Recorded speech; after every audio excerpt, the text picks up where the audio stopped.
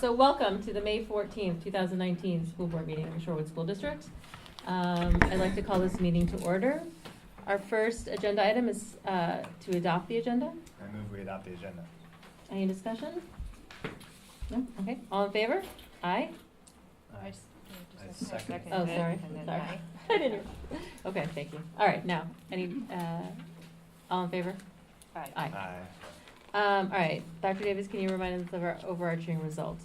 Yes, the overarching result for the School District of Shorewood is our students are leaders who challenge themselves to grow and achieve academically, pursue their passions, navigate change, learn continuously, and contribute to the common good. Okay, do we have any awards and recognitions tonight? We do. We have quite a few. So first of all, for recognition, I want to thank all of our teachers and staff for the Teacher Appreciation Week last week. So again, want to just at this time of year, want to congratulate all the staff for the hard work that they've done, and we're looking forward to a strong finish. So thank you for all the teachers and staff out there. Also want to thank, on behalf of the district, the parents and PTO members who helped make the teachers and staff at each school feel truly valued during the Teacher Appreciation Week by bringing some delicious meals and baked goods that were very well received. So thank you for parents and PTO members who contributed to that. Also a thanks to students and families who attended and volunteered at Atwater's Art Night. Together the school collected 118 cans for the Hunger Task Force, which was a great way to kick off the month's design principle of service and compassion. Congratulations to third grader Anshi Gupta, who had her bird painting selected by Mrs. Russick as the Administrator's Choice recognition. Anshi's art will be framed and displayed at Atwater for 1 year, so congratulations. Next, I want to acknowledge all of those who helped out in the 2019 Shorewood Connect Spring Yard Cleanup, Saturday, May 4th. Over 120 volunteers dedicated their time and efforts and cleaned up the yards of 26 households in need throughout the community. So great turnout, and thanks for everyone who contributed to that. Also want to recognize the Lake Bluff, some students at Lake Bluff Elementary School recently visited Next Door Milwaukee, an organization that focuses on improving literacy and school readiness for children ages 0 to 5 in Milwaukee Central City. The Lake Bluff students who have been focusing on literacy and social emotional development not only donated 5 boxes of books they collected for the children of Next Door, but also volunteered to read to the students. So the staff at Next Door were very impressed with our students, and we're thrilled to continue that partnership with our district. So great work to the students and staff that participated in that. Keep up the great work. Congratulations to substitute teacher and Shorewood resident Bonnie Adams, who was recently selected by Teachers on Call as the Wisconsin Substitute Teacher of the Year for 2018-2019.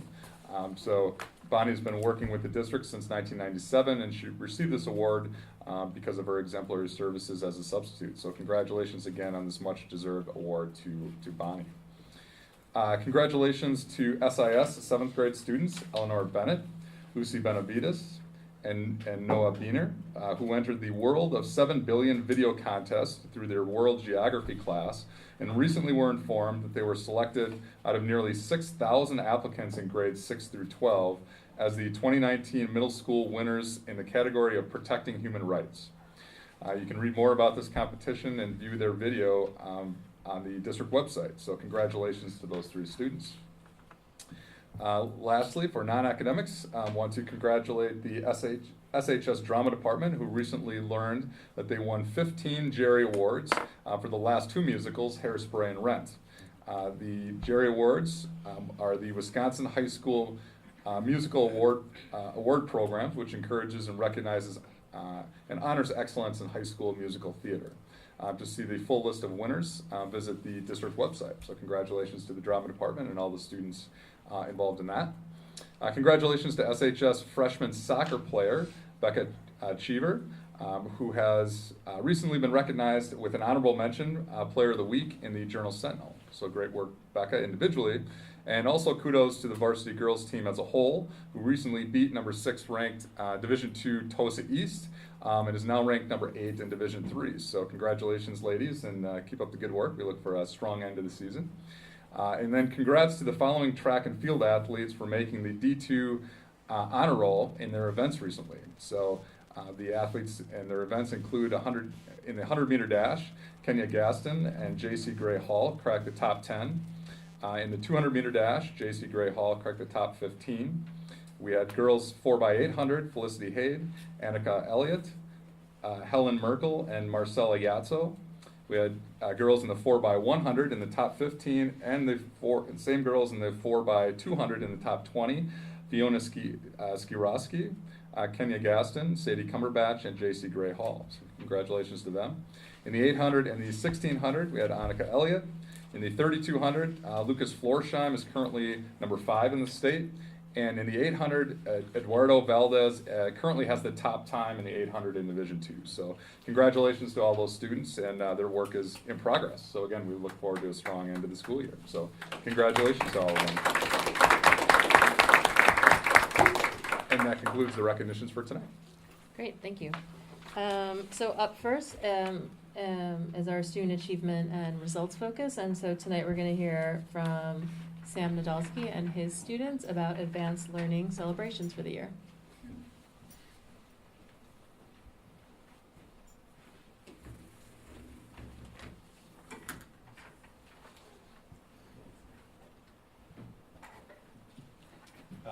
Good evening. Thank you for the opportunity to speak with you today. I'm Sam Nadolski, the Advanced Learning Coordinator for the district. I'm here with 5 of our 150 Math Olympiad students in 4th, 5th, and 6th grades at Atwater and Lake Bluff Elementary. If we could just quick introduce ourselves. My name is Masha Lincoln. I'm in 6th grade and I go to Atwater School. My name is Julian Sherman. I go to Lake Bluff. My name is Lucas Plaka. I'm a 5th grader at Lake Bluff. My name is Adrian Patel and I'm a 5th grader at Lake Bluff. My name is Max Holyfield and I'm a 6th grader at Lake Bluff. Okay. Thank you very much. So the Math Olympiad program is a part of our math competition series. It's our elementary program. There's 5 contest series throughout the year, 1 per month.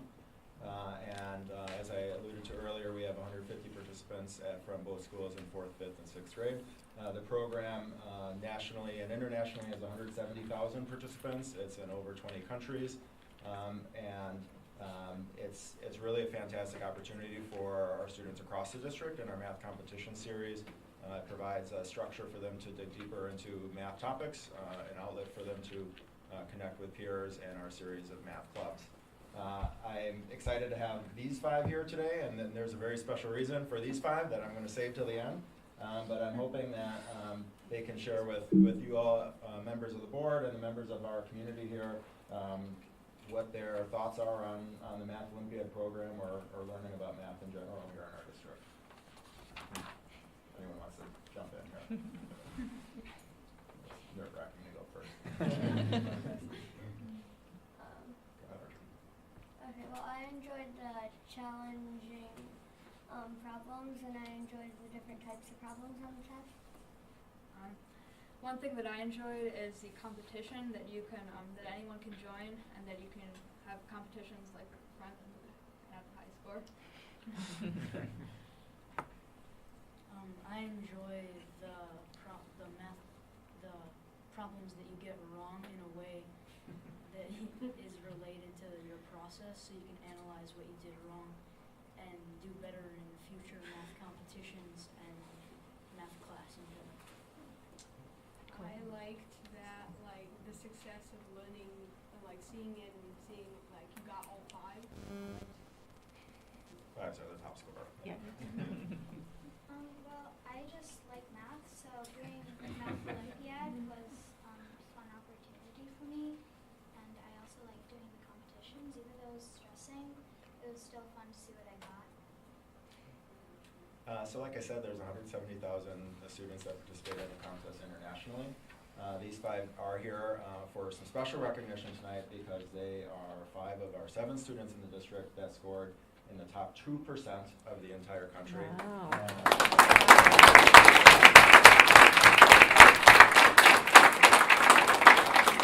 For this honor, they get this wonderful little gold pin, which is one of my favorite parts, which is a very cool little prize to kind of complement the intrinsic reward that they get from knowing that they're successful with a very nice little tasteful pin. Thank you very much for the opportunity. Very cool. Thank you. Congratulations. Good job, guys.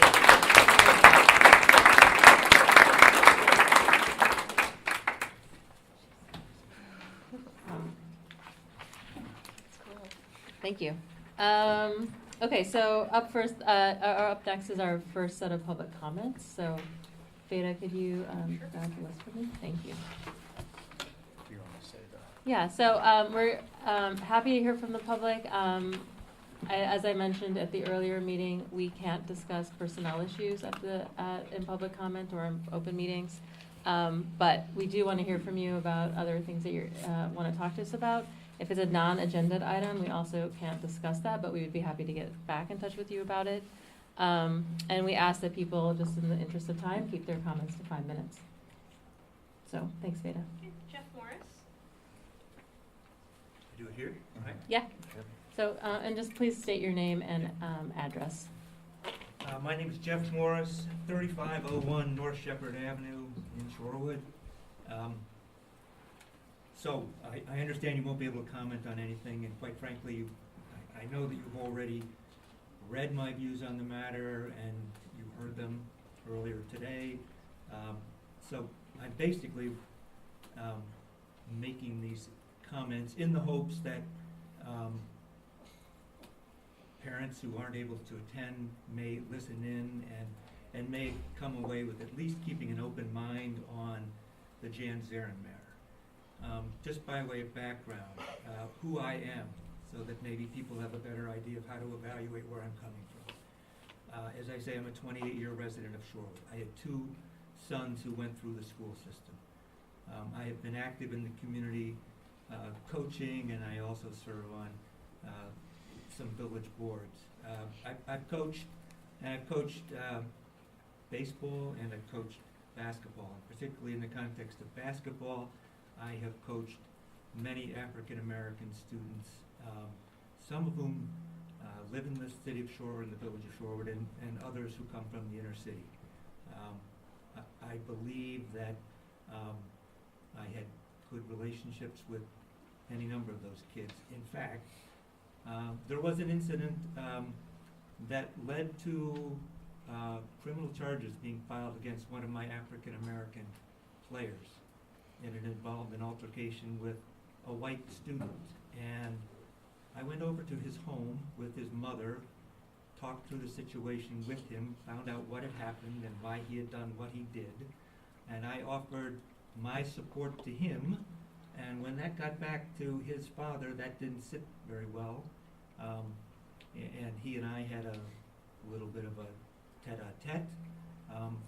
But my offer to help out the young man who I didn't think deserved the punishment that was being lined up for him stood, and I was there for him in that circumstance.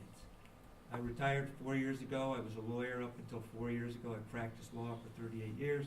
The last 4 years I have spent at Hartford Avenue Middle School, which is in the middle of the UWM campus, but serves, and I think, well, my class this year, I'm working with, I like math too. Well, I already left. I like math. I teach 6th and 7th grade math to 2 classes. Out of the 73 kids I have, 2 are white. The rest are all African American and from the inner city. So I deal every day with 6th and 7th graders, and I guess I say this by way of background because I don't want to be dismissed just as another angry white guy.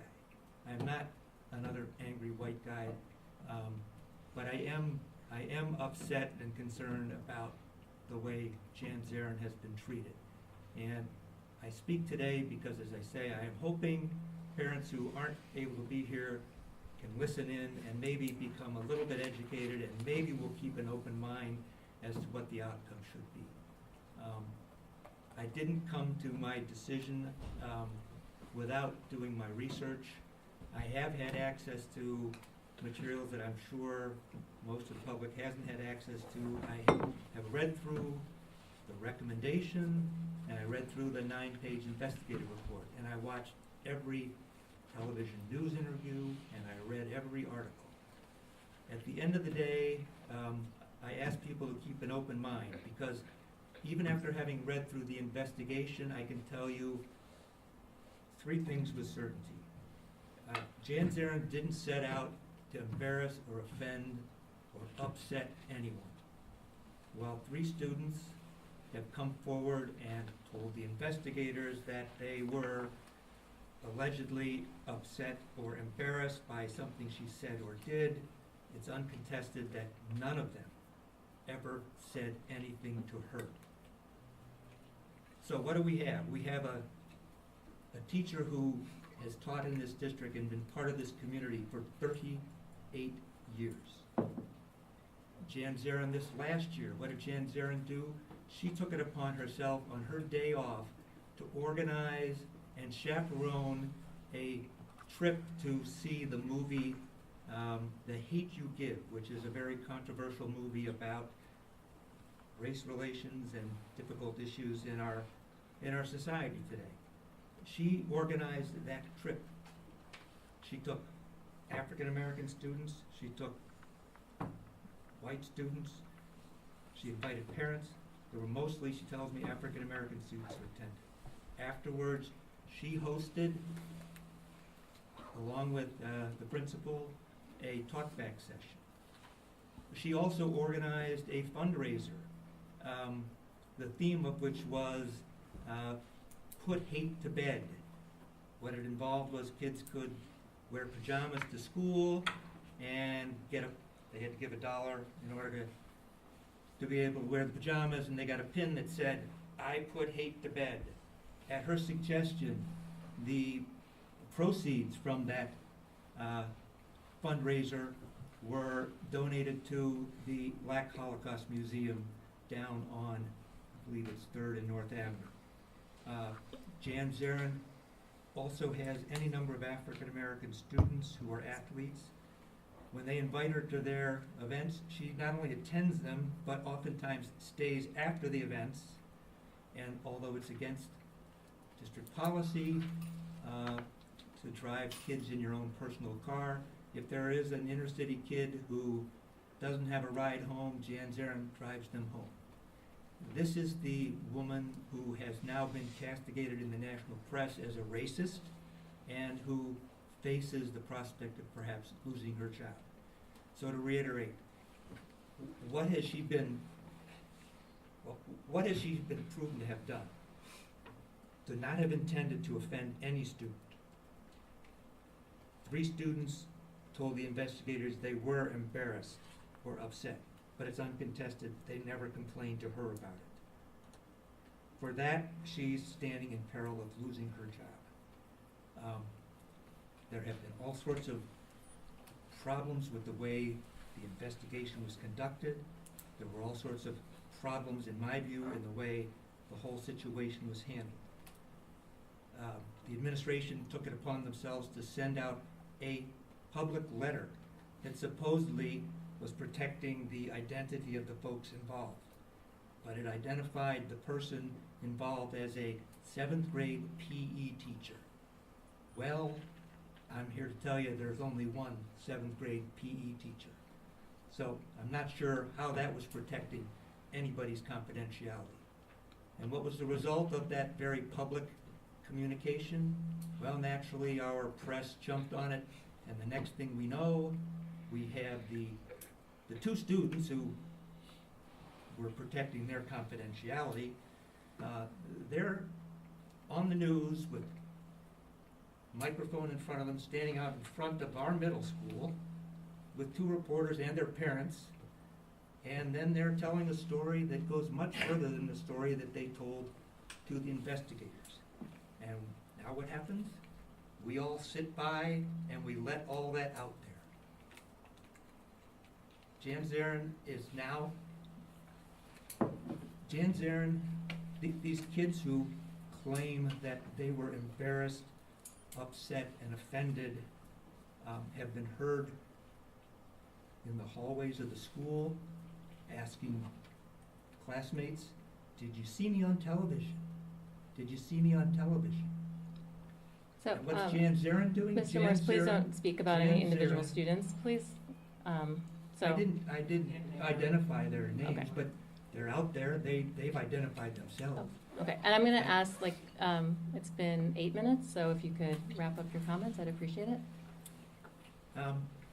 And where does Jan Zarin stand? Jan Zarin stands sitting in her home, afraid to go out in the community that's been her home for 38 years, and she goes to see a therapist at least once a week, because after all she's done for this community, all she's done for this school and her students, she has been painted in the national media as a racist.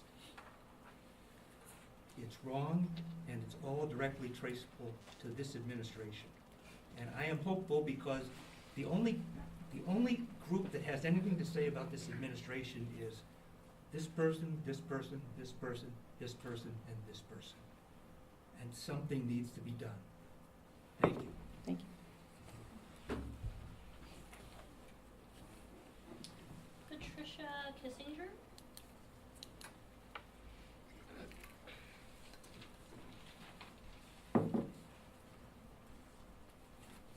I would echo, Can you, sorry, Pat, can you just say your name and address? sorry, Patricia Kissinger, 1907 East Elmdale Court. I would agree, concur with everything that Jeff said. Just for the record as well, I have never met Jeff before today, but he spoke my words when he spoke earlier in the town hall meeting. I have a daughter who graduated from Shorewood High School in 1998, and her time in middle school, I got to know Mrs. Zarin pretty well. She had a reputation of being tough, but being fair and treating all of her students equally, but instilling in them to do better, to reach higher, to try to make a difference in their community and in their lives. I have seen all of these other situations occur in Shorewood that bother me so deeply. The To Kill a Mockingbird debacle didn't have to happen that way at all. And honestly, aren't we as educators trying to make things uncomfortable for our students so that they can learn from them and they can do better in the next generation? Trying to say, oh boy, you're uncomfortable, too bad. I can remember my father saying to me when I was in school so many, many years ago, you need to do better than the kid sitting next to you. You need to read more, you need to question more, but you need to be respectful of the people who are offering that education to you. And if you aren't, what happens to you at home will be very different from what happens to you at school. Not that he was going to beat me, not that he was going to do something terrible to me, but that my father, who was a Marine, absolutely had respect for chain of command. And that's something that one of the teachers earlier mentioned, the fact that chain of command has not been respected in these situations, and that the student should be going to the teacher first with what's wrong, and involving the parents then, and staying within that particular school and not going straight to the superintendent. I don't get it. I really don't. And part of my coming here is because I recently retired, and now I'm not working 12, 14-hour days, so that I have time to have a voice, to lend perhaps my real commitment to doing the right thing in this world, to having integrity, to following the rules. It's just something I don't see happening here. Our community is being vilified in the press. We are being downtrodden all over the state and nationally. This isn't what Shorewood stands for. Our school system has always been absolutely the hallmark of the best and the brightest, and we offer that to anyone who comes through the doors. We need to continue to offer that to anyone who comes through the doors, but not at the expense of an excellent teacher. I hope you will really, really listen to what I said earlier about due process. It hasn't been respected here. Thank you. Thank you. Yep, thanks.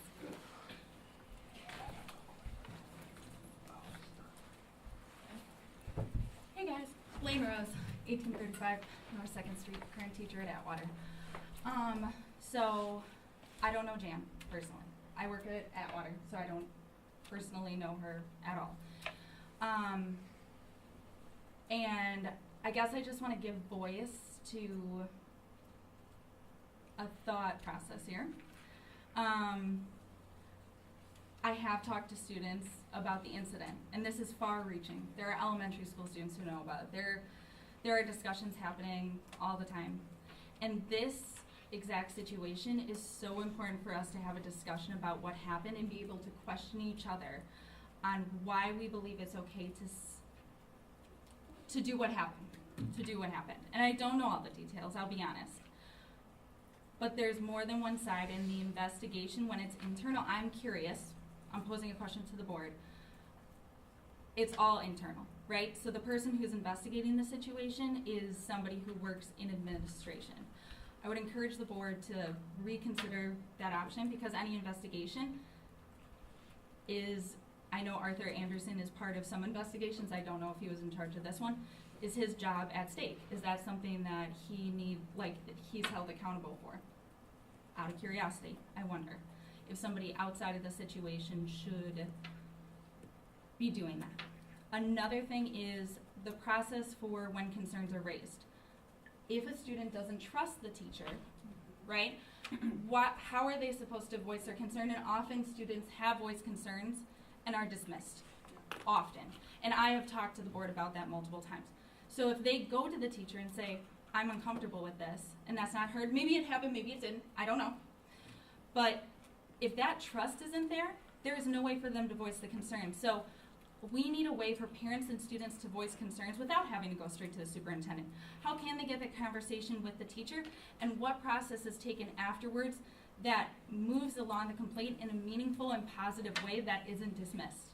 Because if the complaint, say, was made to the one teacher, and if multiple teachers are teaching this unit, right, did they all stop teaching it? Are some people teaching it and not others? And how is that communicated to each other? Because this shouldn't just be a silo. If I'm a 5th grade teacher with 2 other colleagues and it's not okay what I taught, I need to talk to my colleagues about, okay, we all need to change this. I wonder if that happened. A question for you guys with this whole investigation. So the process for what we do after a complaint is brought to us needs to be clear. Because a lot of times it's just teachers talking and freaking out. And that's not cool. What are we gonna do about step 1, step 2, step 3? This should be orderly and reflective, because we do need to work on RaceWorks. Please do not take this as an opportunity to take away RaceWorks. Just please. I know that this unit was created. Don't shy away from it, keep working on it. This is so important. Thank you. Thank you.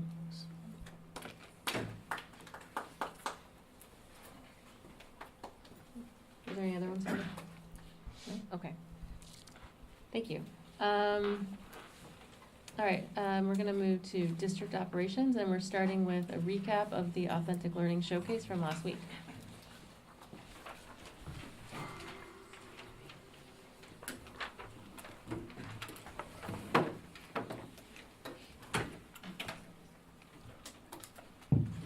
Don. Hi. Hi. Nate and I are here to kind of wrap up the Authentic Learning Showcase, which took place, it was 2 weeks ago on Wednesday. And it was our 3rd annual Authentic Learning Showcase that we have usually the first week in May. And the question is, why do you guys do it in the first week of May and not wait until kind of the end of the year? People are kind of finishing up, and that's kind of the goal, is to show unfinished products at this, which is a little bit different than what you would see at a science fair. Usually you want a nice polished product, but we also want to present to our families and our students in our community that we're not done on May 2nd, so we should have unfinished products. And so it's an annual event that allows the community members to view student displays and exhibits across grade levels, highlighting authentic learning projects from the current school year. And then during the second half of the event, we have kind of TED-style talks at each school level, where kids will present for about somewhere between 5 to 10 minutes in a very, very similar fashion to a TED-style talk. Not a TED Night-style talk, but the actual TED-style talk that you would Google. So, but TED does help with the TED-style talks. So a little background on Authentic Learning. Nate's going to kind of talk through the definition, then we'll talk about what happened this year at our Authentic Learning Showcase. Yeah, so the first question I always get when I introduce myself to someone and they ask what I do and I say I'm the Authentic Learning Coordinator, the very first question is, so what does that mean? Because what in the world is authentic learning? So we've worked to define authentic learning to be connection and community. And so authentic learning here in Shorewood connects students' skills and knowledge to real world issues and needs. And I think sometimes that's a little broad to think about, like, well, what does real world mean? And so there's kind of 3 pieces to authentic learning that we think through. First is students participate in some sort of research and reflection. And research could be like actual research projects, or it could be research in terms of just literacy and reading, and teacher may provide the information, but the students have to apply their literacy skills to pull it out and to understand the information. So research and reflection. The second piece of authentic learning is collaboration. It's important for our students to be able to collaborate and work with one another and with their peers, but also to engage and collaborate with the community in some way. And so that's where our community partners and experts come in, where they work with students to provide more information, or students do field work out and go to Discovery World, or there's a group that's going to Metro Market on Friday to do field work.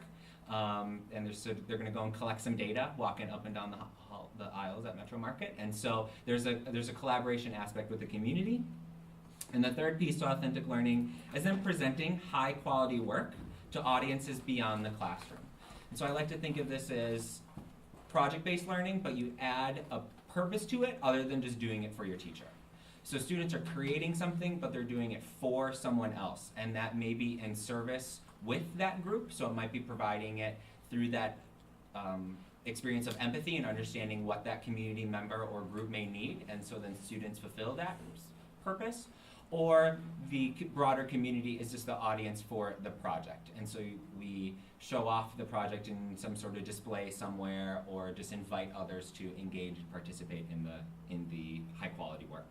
So authentic learning, these experiences not only are great for the academic understanding and applying, but we also found that they build character, that students have to use perseverance and have to collaborate and understand one another, the communication skills. All of those pieces are important in order to create authentic learning and those high quality experiences. So they build character and citizenship by improving their ability to make meaningful connections with the world. We found they increase wellness by building students' confidence in their knowledge, their skills, and their strengths. And they also prepare students for their future in college and careers. So we're giving them the opportunity to practice the skills that they need, but also to get the content knowledge and to understand the community needs as well. So that's actually Nathan's introduction when he introduces himself, and there's usually about 3 eye rolls from me when that happens. So this year at our Authentic Learning Showcase, for the first half, again, it's more of a science fair style. This year we had 23 tables from all 5 schools that we have here in Shorewood. We found that actually that seems to be kind of a sweet spot because people could actually get to a lot of tables. So somewhere in between 20 to 30 tables is right where we need to be. Also, I had a table. It was phenomenally unsuccessful. It turns out people want to talk to kids and not the director of curriculum instruction, so we won't be copying that one again. I'll pass on that one. The TED Style Talks, Nate's going to talk more about. So for the TED Style Talk for the second half of the Authentic Learning Showcase, we highlight an authentic learning experience from every school. And so this year we had, again, 5 presentations, 5 talks. From Atwater, there was a group of elementary students ranging from 1st through, I think it was 3rd grade, I could be wrong, could be 4th grade, that presented. They're a representative from the Atwater ELL students, and they talked about their expedition and their work learning about immigrants in our community, here, local immigrants that moved to Shorewood and learned about their businesses and the impact that they've had on our community here. From Lake Bluff, there was Lake Bluff 5th and 6th grade students presented about a MyEd partnership with bronze casting. And so the artist from MyEd, who's also a Lake Bluff parent, was there as well.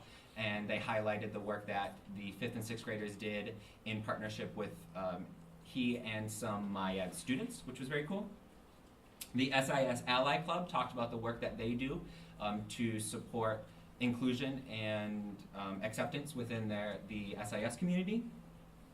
A group from New Horizons talked about the work that they've done, the strand of equity throughout several different projects that they do, including the collaboration with some organizations and professionals within the community. And then from SHS, there were 2 students that talked about their experience in the new class Image and Word. So it's a combination of art and literacy, and with a heavy influence on social justice. And the that class came out of the UWM Design Thinking Fellowship. And so the 2 instructors went through the fellowship last year, created this course, and then implemented this year. And so the two young women that were there talked about their experience doing that. To conclude the TED-style presentations, this year we were honored to have a guest speaker join us. So Marquette University President Mike Lovell was there, and he gave a brief overview talking about the difference between traditional education and authentic learning. And the title of his presentation was Traditional Education is Obsolete. And he talked about, well, we're going to show a little bit here. His introduction. His introduction. Hopefully you can hear. We'll see.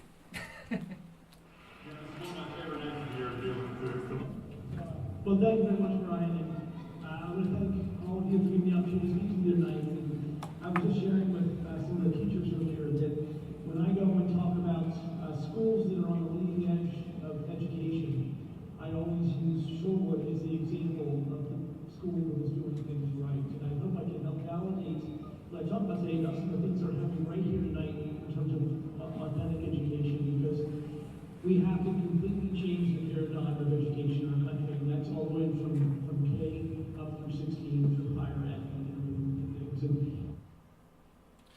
So that was just a brief introduction of what Mike Lovell's speech were. To kind of encapsulate some of the other quotes that came from his speech, we've operated under the traditional classroom lecture model for over 130 years, and think about what's changed in the world in those 130 years. Now any of us can pull out a device from our pocket, and any information that is in the world today, we can pull up. A 1-inch computer processing chip will have more power than the human brain in 2023. In 2045, that processing chip will have more power than all the brains in the world combined. As an educator, how do we prepare students for the world? Authentic learning is the key to having students be successful going forward. The knowledge students can get anywhere, but how we help them master that knowledge and what they do with it is what authentic learning is all about. It was incredibly powerful to be able to end our evening with Mike Lovell, president of Marquette University, talking about the need for K-16 shift in how we do education. And it was exciting and energizing to hear him actually note that what we're doing even in that evening is powerful for him to watch, and know that he has access to our kids and a system nearby that's quote unquote doing it right. Thank you. Yeah. Questions? I don't have a question, but I thought this year was the first time that both my kids could come with me to see it. And I have to say that I didn't anticipate this, but like my 4th grader was looking at some of the high school, like the girls coding club and the motorcycle club and some of these other groups that were clearly not of her age, but she just had big eyes as she walked around, particularly on the other side of the gym, and realized what opportunities are around and available, and I thought that was really cool. And I have to say that all of those tables of kids, from the 1st and 2nd graders doing their fabulous expedition all the way up, were just really impressive. And I wish as a community that we had more people in the gym, because it really does give a good cross-section of what the district is doing. And I liked just having all 5 of the schools was really cool. So I know there's a lot of work from the teachers and kids and parents and getting kids there and just the whole episode, and it's really a nice event, so thank you guys.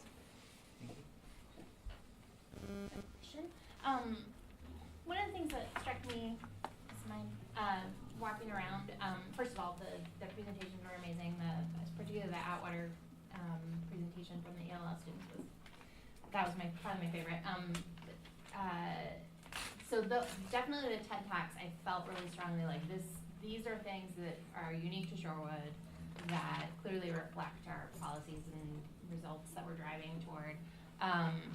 The booths, many of those were, or some of them, sorry, some of them were clubs and extracurriculars that aren't necessarily district sponsored, and in some cases been around, like Model UN has been around for a long time. So could you speak to the way, like, I mean, so no doubt, like, you see those as related to our, so could you speak to that? Like, how, if I'm, you know, a parent kind of wondering, okay, what's Shorewood all about? Like, there's obviously the element that's happening in the classroom. How do you see the clubs and sort of extracurriculars fitting into the broader authentic learning mission?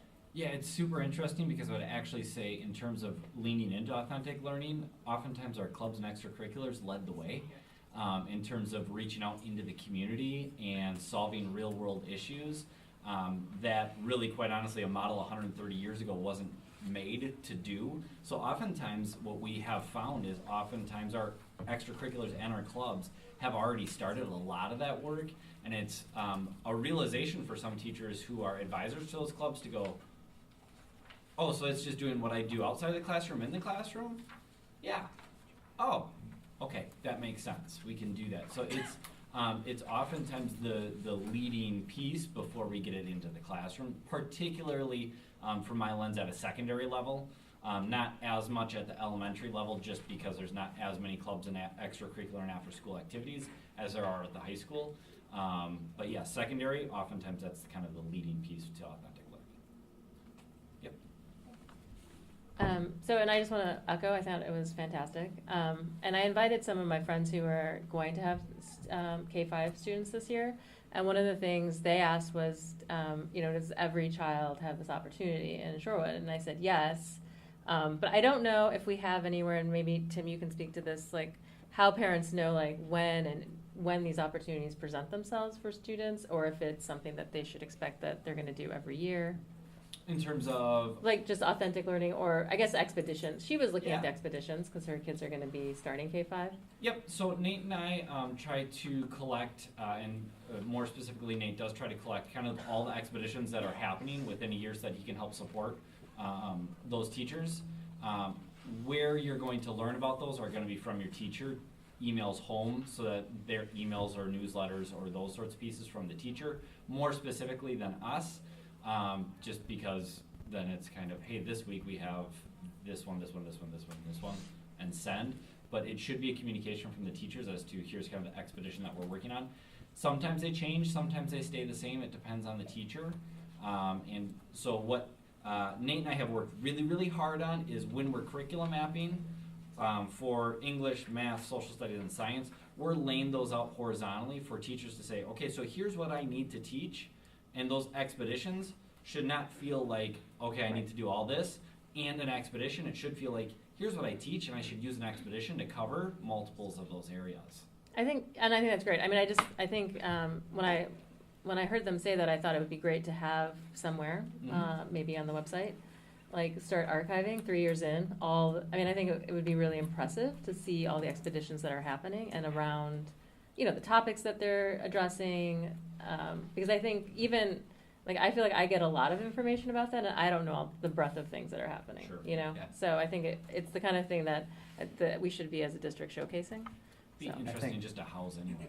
Yeah, Right. I'm sure. I think the challenge is our teachers, they're constantly doing these expeditions, and just listening to my own children's, they're third and sixth grade at Lake Bluff, and they're doing expeditions that we don't necessarily see at Authentic Learning Showcase. Yes. So I guess Right. I've got one comment, which my comment is, teachers our teachers are excellent at what they do with their craft.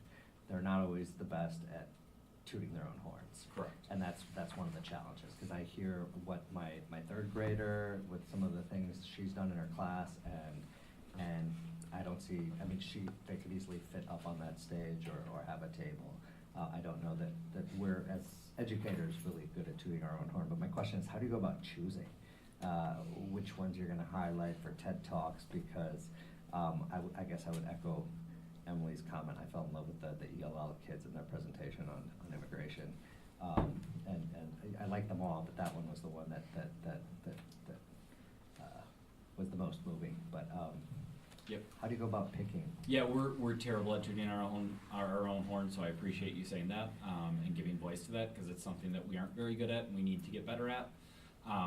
But ultimately, when it comes down to choosing TED-style talks, oftentimes we're talking with principals and other teachers to kind of figure out where that's going to fit best. There's also a level of comfortability and time for teachers to be able to prepare kids, because that is a big deal. And so sometimes if they're in the middle of an expedition and they're just down deep into it, or they have some other project that they're working on, it's not an ideal time to do a TED-style talk and kind of help kids through that process. So it's really kind of a mishmash of, would you be interested? Yes, no, maybe I might need some support. And so it kind of just works itself out through a lot of conversation and a lot of back and forth. I don't know if I would say there's like a specific one person who's saying it's going to be that one, and that one. It's really a give and a take in terms of, are you willing, are you ready, and what kind of support can we offer you in order to help you out? So the kids do get a chance the day of to practice, and then Nate and I and Ted and Caitlin sit down and listen and give feedback. It's pretty fun. Yeah, I did have some of my students that are studying to become teachers come to the event. I gave it to them as an option, just to come and hear what a district is doing in terms of authentic learning, and they went back and shared and were pretty blown away, especially after listening to first graders articulate and explain how they landed on a question and what they did to find out answers to their question and what that drove them to hear a first grader articulate that is something that I don't know that I could do until maybe my graduate. I still can't. Yeah. All right, well, thank you guys. Thank you. Thank you. All right, up next, we have Patrick Miller and Michelle Weiber, who are going to come and speak, discuss our referendum financing.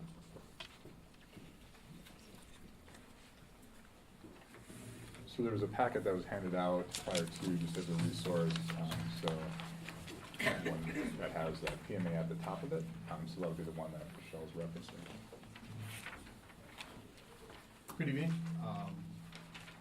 Happy to be here with Michelle Weiber from PMA to kind of go over what Michelle and I have talked about regarding our referendum financing.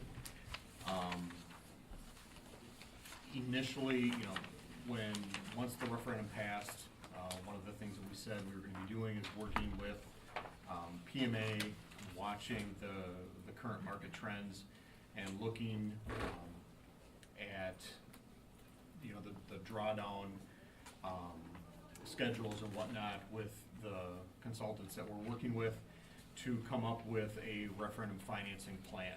What we're here tonight to talk to you about is just an overview of what we feel is the best course of action for us to take. There are some slides that Michelle has printed out for you. I'm going to let Michelle talk through those, and then we'll be happy to answer any questions that you might have. Great, thank you. Good evening, and congratulations. I know a lot of hard work went into the referendum, so I'm happy to be sitting here talking about how you might lock in the financing for the projects that you want to complete. So as Pat said, I'd like to just go through this presentation and answer any questions you have about the strategy that we've put together at this point. I started with the referendum financing goals on the first page because I think it's a good idea to reiterate what it is we talked about pre-referendum and then what our goals are in terms of locking in the financing now. I listed as number 1 to achieve the target maximum tax impact of 31 cents per 1,000 of fair market property value. When we talked about that 31 cents, we talked about it in relation to the district's overall tax rate. Or combined tax rate to the taxpayers of Shorewood School District. That current tax rate is $13.88. So a 31-cent impact means that our target maximum future tax rate is $14.19.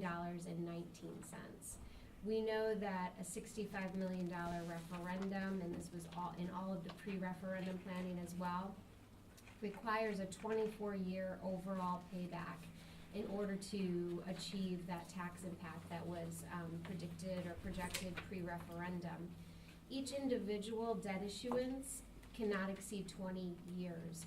So that means that we need to phase the issuance over the course of a few years in order to achieve an overall 24-year amortization. And we've got a plan to implement to achieve that.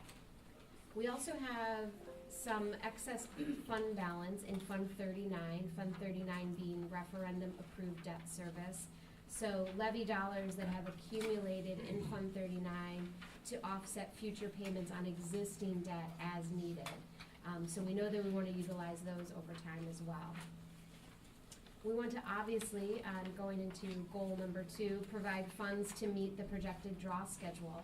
We don't want to find the district strapping the operating budget to cover cash flow needs for the project when the project is to be funded with borrowed referendum funds.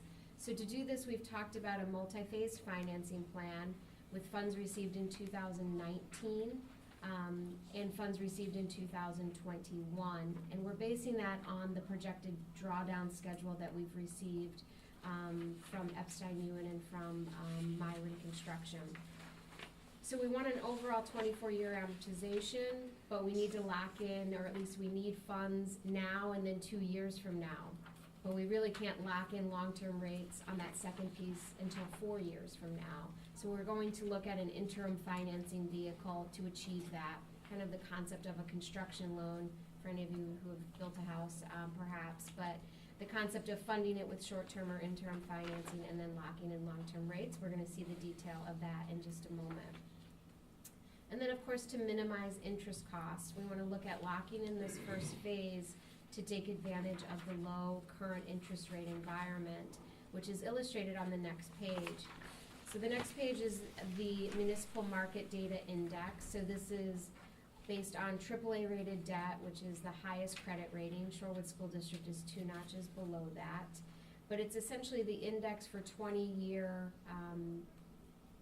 a term of 20 years, general obligation debt in the marketplace. And we're looking at a 20-year history of the 20-year index. And the red line that goes across shows where the current rate is today versus, again, that 20-year history. So you can see there's only been a couple times in history where this index has been below where it is today. So we're finding that, lots of pressure on a macroeconomic level, particularly recently, the tension over trade has kept long-term rates down. So we find this to be an incredibly attractive interest rate environment and feel as though we can come in with this first phase well below the interest rate used at referendum. So the next page. Sorry, Michelle, can you remind us what the assumption was for interest rate in the referendum? Was it 4.25? Yes, it was 4.25 for the first phase. Okay. And I think it was 4.50 for the second phase. Okay. Yes. Thanks. Yeah. So as we look at the next page, and just pre-referendum, we were looking at the first phase being around 35 million, the second phase being 30 million, split up that way. So as we look at this low interest rate environment, we said, well, can we push more into this first issuance? Looking at the drawdown schedule, that made sense as well. So we're looking at the first phase being 40 million. I'm sorry, newer board members here. As we look at this spreadsheet with tons of numbers on it, the left-hand side is existing debt. So that's existing debt that's paid outside of revenue limits. The second column is net of the defeasance, which is on your agenda for later this evening, which is reducing future debt service payments. Then the third column is net debt. Everything in the box is referendum related. So the first phase would be 40 million to be issued potentially locked in rates next month in June to close in July. The second phase would be that interim financing vehicle that I discussed called bond anticipation notes to be issued in 2021 and then refinanced to their long-term issue in 2023, 4 years from now. Again, each individual issue on a long-term basis cannot exceed 20 years. So one done now, one done 4 years from now gives us overall a 24-year amortization. We then have the total levy, we've got the operating override in there, because when we talk about 31 cents, that was for both questions. So we need to incorporate the operating override as well. Any potential state aid loss that we would see as a result of any additional expenditures or aid gain. And then the total combined cost factoring aid. When we look at the far right-hand column, the current tax rate for debt service outside of revenue limits is $2.79. The predicted tax rate next year is $3.05, so that's not quite 31 cents, that's less. Our thought is that we want to kind of provide a little bit of a buffer here. We don't want to go right up to the referendum estimate. And the reason is we don't have a state budget yet. I'm not sure when we're going to have a state budget, and we don't know what the rest of the mill rate's doing. So we don't know how much aid you're gonna get. We don't know what the revenue limit calculation's going to look like. We don't know what categorical, we don't know anything. And we may not know till October. So the idea of sitting on this potential first issuance, waiting for a state budget, didn't necessarily seem like a prudent idea with rates as low as they are. Rather, locking in the 40 million, let's not go right up to the 31 cents, and leave ourselves a little bit of a cushion there. In addition, you've got that fund balance that I talked about on the first page. You've got excess funds in the debt service account that can be used to offset existing debt payments in the future.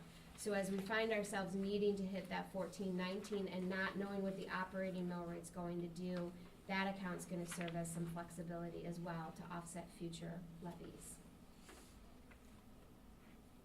Lots of information there, and I know some of you have seen this. Ms. Berry, I know this is probably the first time you really maybe stared at all of these little tiny numbers, so. Oh no, I stared at the referendum quite a bit. Okay. Yep. Great. So the next steps would be, this evening, we're talking about approving the defeasance, which is later on your agenda, which is a big piece of this, because it's offsetting future debt payments. We're discussing the referendum financing plan. If there's consensus from the board to go ahead and lock in rates in June, we'll continue working with administration on the offering documents that we need to put into the market. We'll conduct the Moody's rating call, and all of that can be done with Patrick still here prior to locking in rates potentially on June 11th. We would do that via a competitive sale. We would take bids the morning of the 11th and then provide results to you that evening.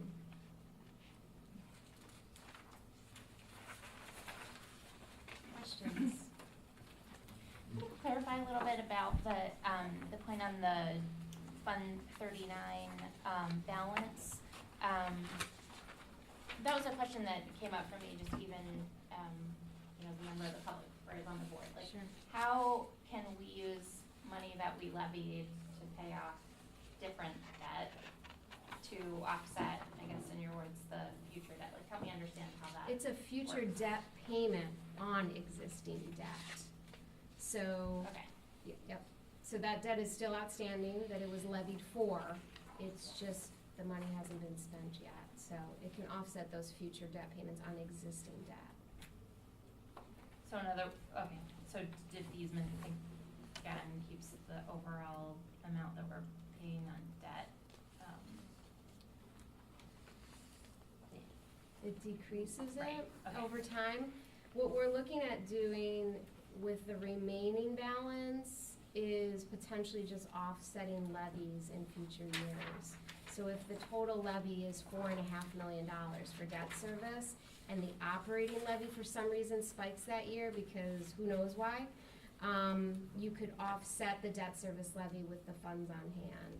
So we're gonna kind of keep those funds to have that flexibility in the future and use them as needed. Whereas this evening, you're flushing out funds, you're spending them, you're putting them in an escrow, you're paying off debt right away. That was funds levied for this year and it's gonna be spent in this year. The remaining balance that's there has really actually been there for a few years. So it may trickle out a little bit more now, just to make sure we can hit the goals that were established, just because we don't know what the operating mill rate will do over time, because we don't have a state budget for this biennium, let alone future bienniums.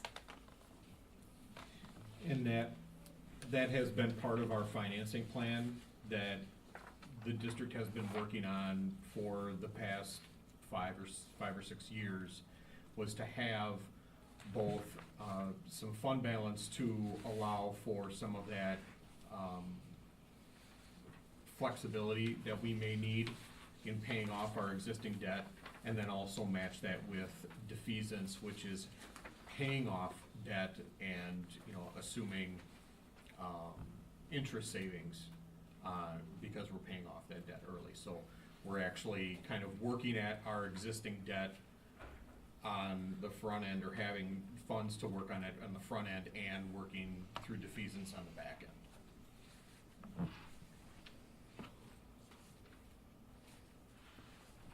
Does anybody go for it? I have other questions, but I'll let. Go right ahead. Are you sure? Yep.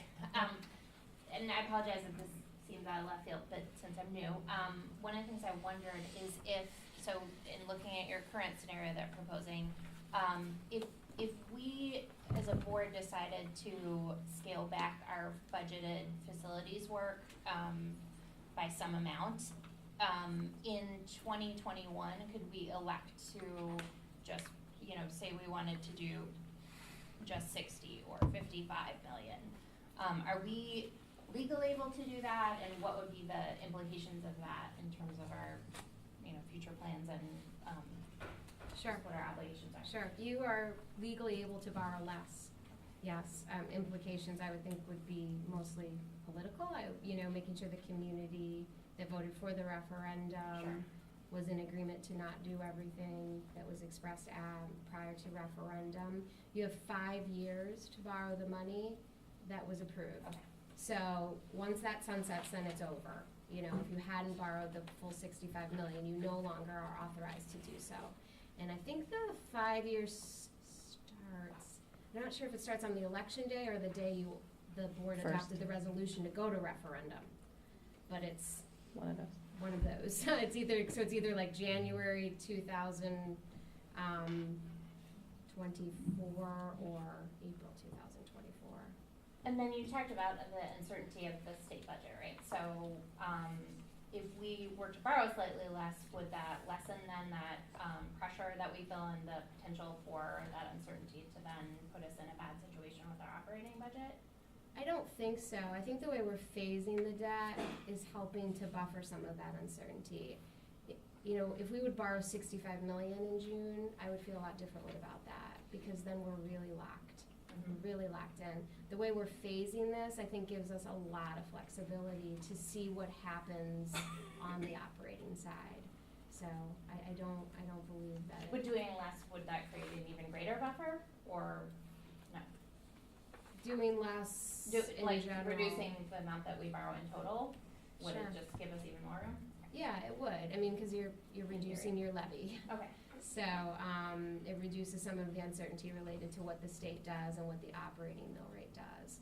But I think the good news is, you know, taking this first bite out of it and providing for the projects that are on that drawdown schedule for the next 24 months or so, 2+ years. You know, we just get more and more information. You know, more of those unknown variables become known. Any growth in tax base, for example, in the first 10 years, we're assuming 0 growth in tax base. You know, we'll understand that a little more. We'll understand what the aid picture looks like. We'll understand what the revenue limit looks like. So you just get more information, and then we can make more informed decisions on that next phase, which we'll do as a group. You know, we'll reevaluate.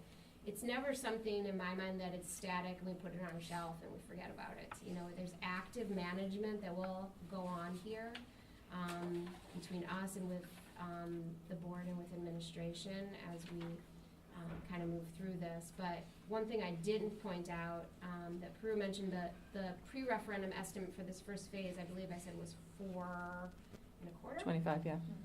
Yeah, so the current rate we're looking at is a 310 and that's conservative. So see what rates do over the next 4 weeks, but well below what was discussed at referendum. So it's allowing you to create a little of that buffer, have less interest cost over time, and I think locking in this first piece is would be our recommended course of action.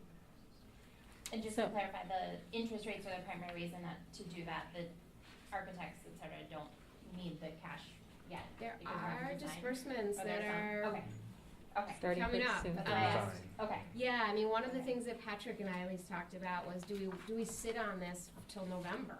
Let's let the state figure this all out, and then we get all, we know a lot more. And it just seems the combination of interest rates as well as required disbursements led us to the idea of perhaps locking in now and not sitting on our hands until the state decides to finalize a budget. And I think it's important to understand, and I know that I've said this many times over the years that we've been working on this project. When we are putting these financial borrowing projections together, we are doing it very conservatively. Okay, so when we first put these together, doing those at a 4.25% rate was conservative. You can see now, as we're showing a 3.1%, and that's also conservative compared to what the current rates are. Also showing a 10-year flat property value increase. Again, that is a very conservative approach to it. Part of the reason that we're doing that is so that we have that buffer to help us in, manage what we may or may not receive in the state budget. So as we put these financing or financial plans together, I feel that we have taken great steps to protect the district from any of the unknowns that are potentially out there, taking a very conservative approach.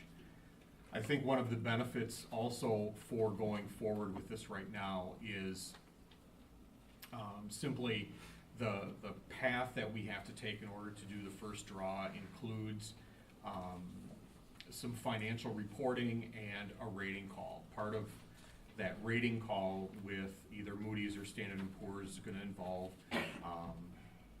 an interview process with Michelle and Brian and myself.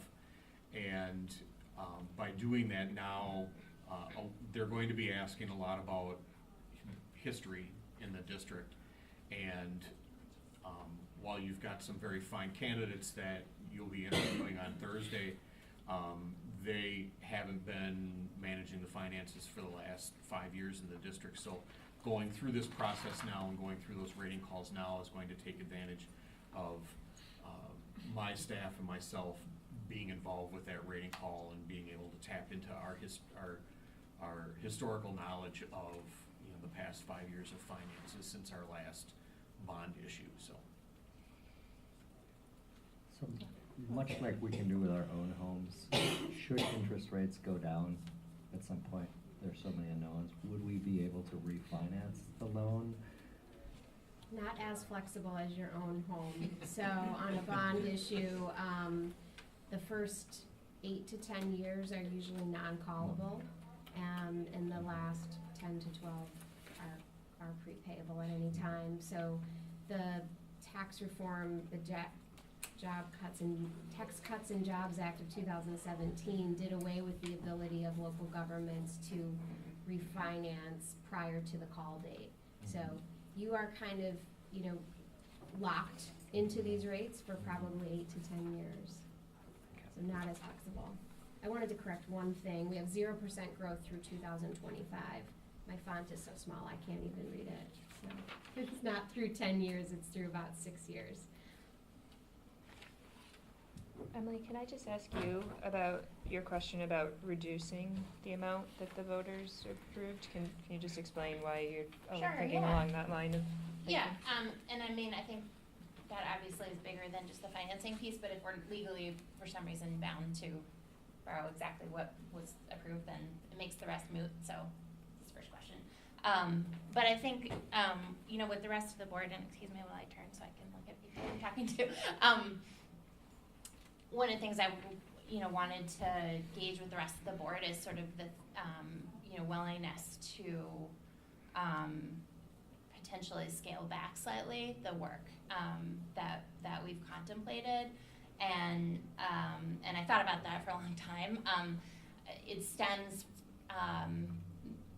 from what I heard from people as I was campaigning, which wasn't so much, you know, disdain for the idea of borrowing at all, but I heard from a lot of people that they really strongly supported about 55 million, and they felt like 65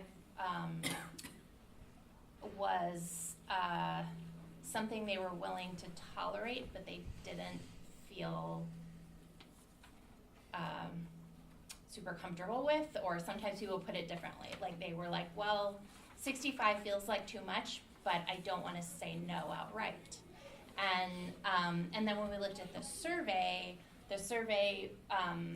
more explicitly asked about support for 55, and then the 65 number, I mean, if you look at the way the survey was structured, it sort of tested like tolerance for a higher amount without explaining like, you know, we're going to choose between these prioritized projects, and here's exactly how that's going to work. So that's not something I think, you know, we would decide tonight, because it looks like even if we approve this sort of plan to issue the 40, we still have flexibility later. So I just think it's something worth discussing and considering. You know, I also heard, I guess personally had thoughts about the prioritized projects, like particularly the admin building work that's contemplated. That scored only marginally higher than some of the other projects, so, but it's a pretty significant chunk. It's like it's like $9.6 million. And that one for me personally was hardest to justify in terms of how it would directly impact kids' learning or any of our other results. So that's where I'm coming from, but it's obviously like something I need to, you know, that I wouldn't take lightly, and wasn't, you know, intending to call for a vote on it tonight or something. So, Yeah, but the first question I think would you know, be based on the financing. So, and I, you know, I anticipate that the argument would be, well, the voters decided 65 is what they wanted. I think, you know, they approved up to 65, but if we decided that we wanted to cut them a break and say, look, instead of, you know, this tax increase, we think it would be more prudent to look at this tax increase, and then maybe we eliminate these projects for now, but it's not to say that we would never do them, but just that these other things are a higher priority. So that's where I'm coming from. Thank you for that, just so I understand where you're coming Yeah. from. It sounds like a pretty serious conversation and a pretty right turn from what we have been discussing. I mean, I guess can I just add one thing? Like, we actually are pretty far down the path of the 65 million, like, to suggest that. So essentially, I guess the day after we decided to go to the 65 million, we've spent the last, I guess now 5 months, figuring out the details of the projects based on that number. Right. So it isn't, I guess, to think about it as like the space being separate from those. I mean, there are things that are obviously separate here than those, but that number is essentially what's guiding all the work right now the architects and construction people are doing. Right. So, I mean, yeah, that's so, the word in the second question, I think, because beyond the you know, is Right. this legal? Is this something we could like legally do? Then my next question is, then what's the cost to doing that if we were Right. to change directions you know, in a pretty dramatic way? So I'm not discounting Right. that, and I acknowledge that then it would mean setting aside some work and then creating new work. Is that worth it? Then maybe not. So fair. yeah. And I think what I Fair said to you when we met was that, I mean, actually, my hope is because the construction costs were also very conservative in some ways, and also there's a lot of unknowns around like asbestos and all those things. So there is possibilities of less money being spent, I think. overall, even if we end up going to borrow it, like the project totals themselves might be a different cost, and they might be lower, given the fact that we were conservative about a lot of the other things. So, but I do think, I just think there is we're already on the path of spending the 65 million, and we're pretty far down that path. Gotcha. So just to be clear about that. Yeah. Can I ask about the defeasance vote that we'll do later tonight? The option to not do it is just that we would not have that interest rate savings and that good action of prepaying debt, which helps in our bond call, which helps in all of our greater budget standing, right? So if we don't prepay it, it's not like we can take that money and stick it into other places. We cannot. Thank you. And then I just had a question about the combined mill rate. So it looks like your expectation is that not until 2028, like that's around when we would hit the 31 cents, approximately. Correct. And we also, you mentioned that so do you think November is when we will have a better sense of some of the moving parts? I hope October. Okay. I would hope that the state would finalize a budget so that districts can set their levy under new law versus reverting to existing law. But all that's going to mean is how much of that balance that is sitting in the debt service fund will be used to offset existing debt payments in next year's levy. Yes. So there are funds there to offset to make sure you're at 1419. Absolutely. Okay. For more than 1 year. So.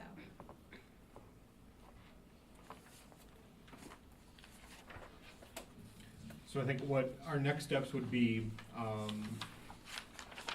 at this point in time in May, Michelle and I will be working along with Dr. Davis to do the things that we need to do in order to come to you in the second meeting in May and essentially get your authorization to proceed with borrowing, and then finalize the bids from the competitive sale on June 11th, which would then authorize you to receive the bond proceeds from the first draw sometime in the beginning of July, and then that will allow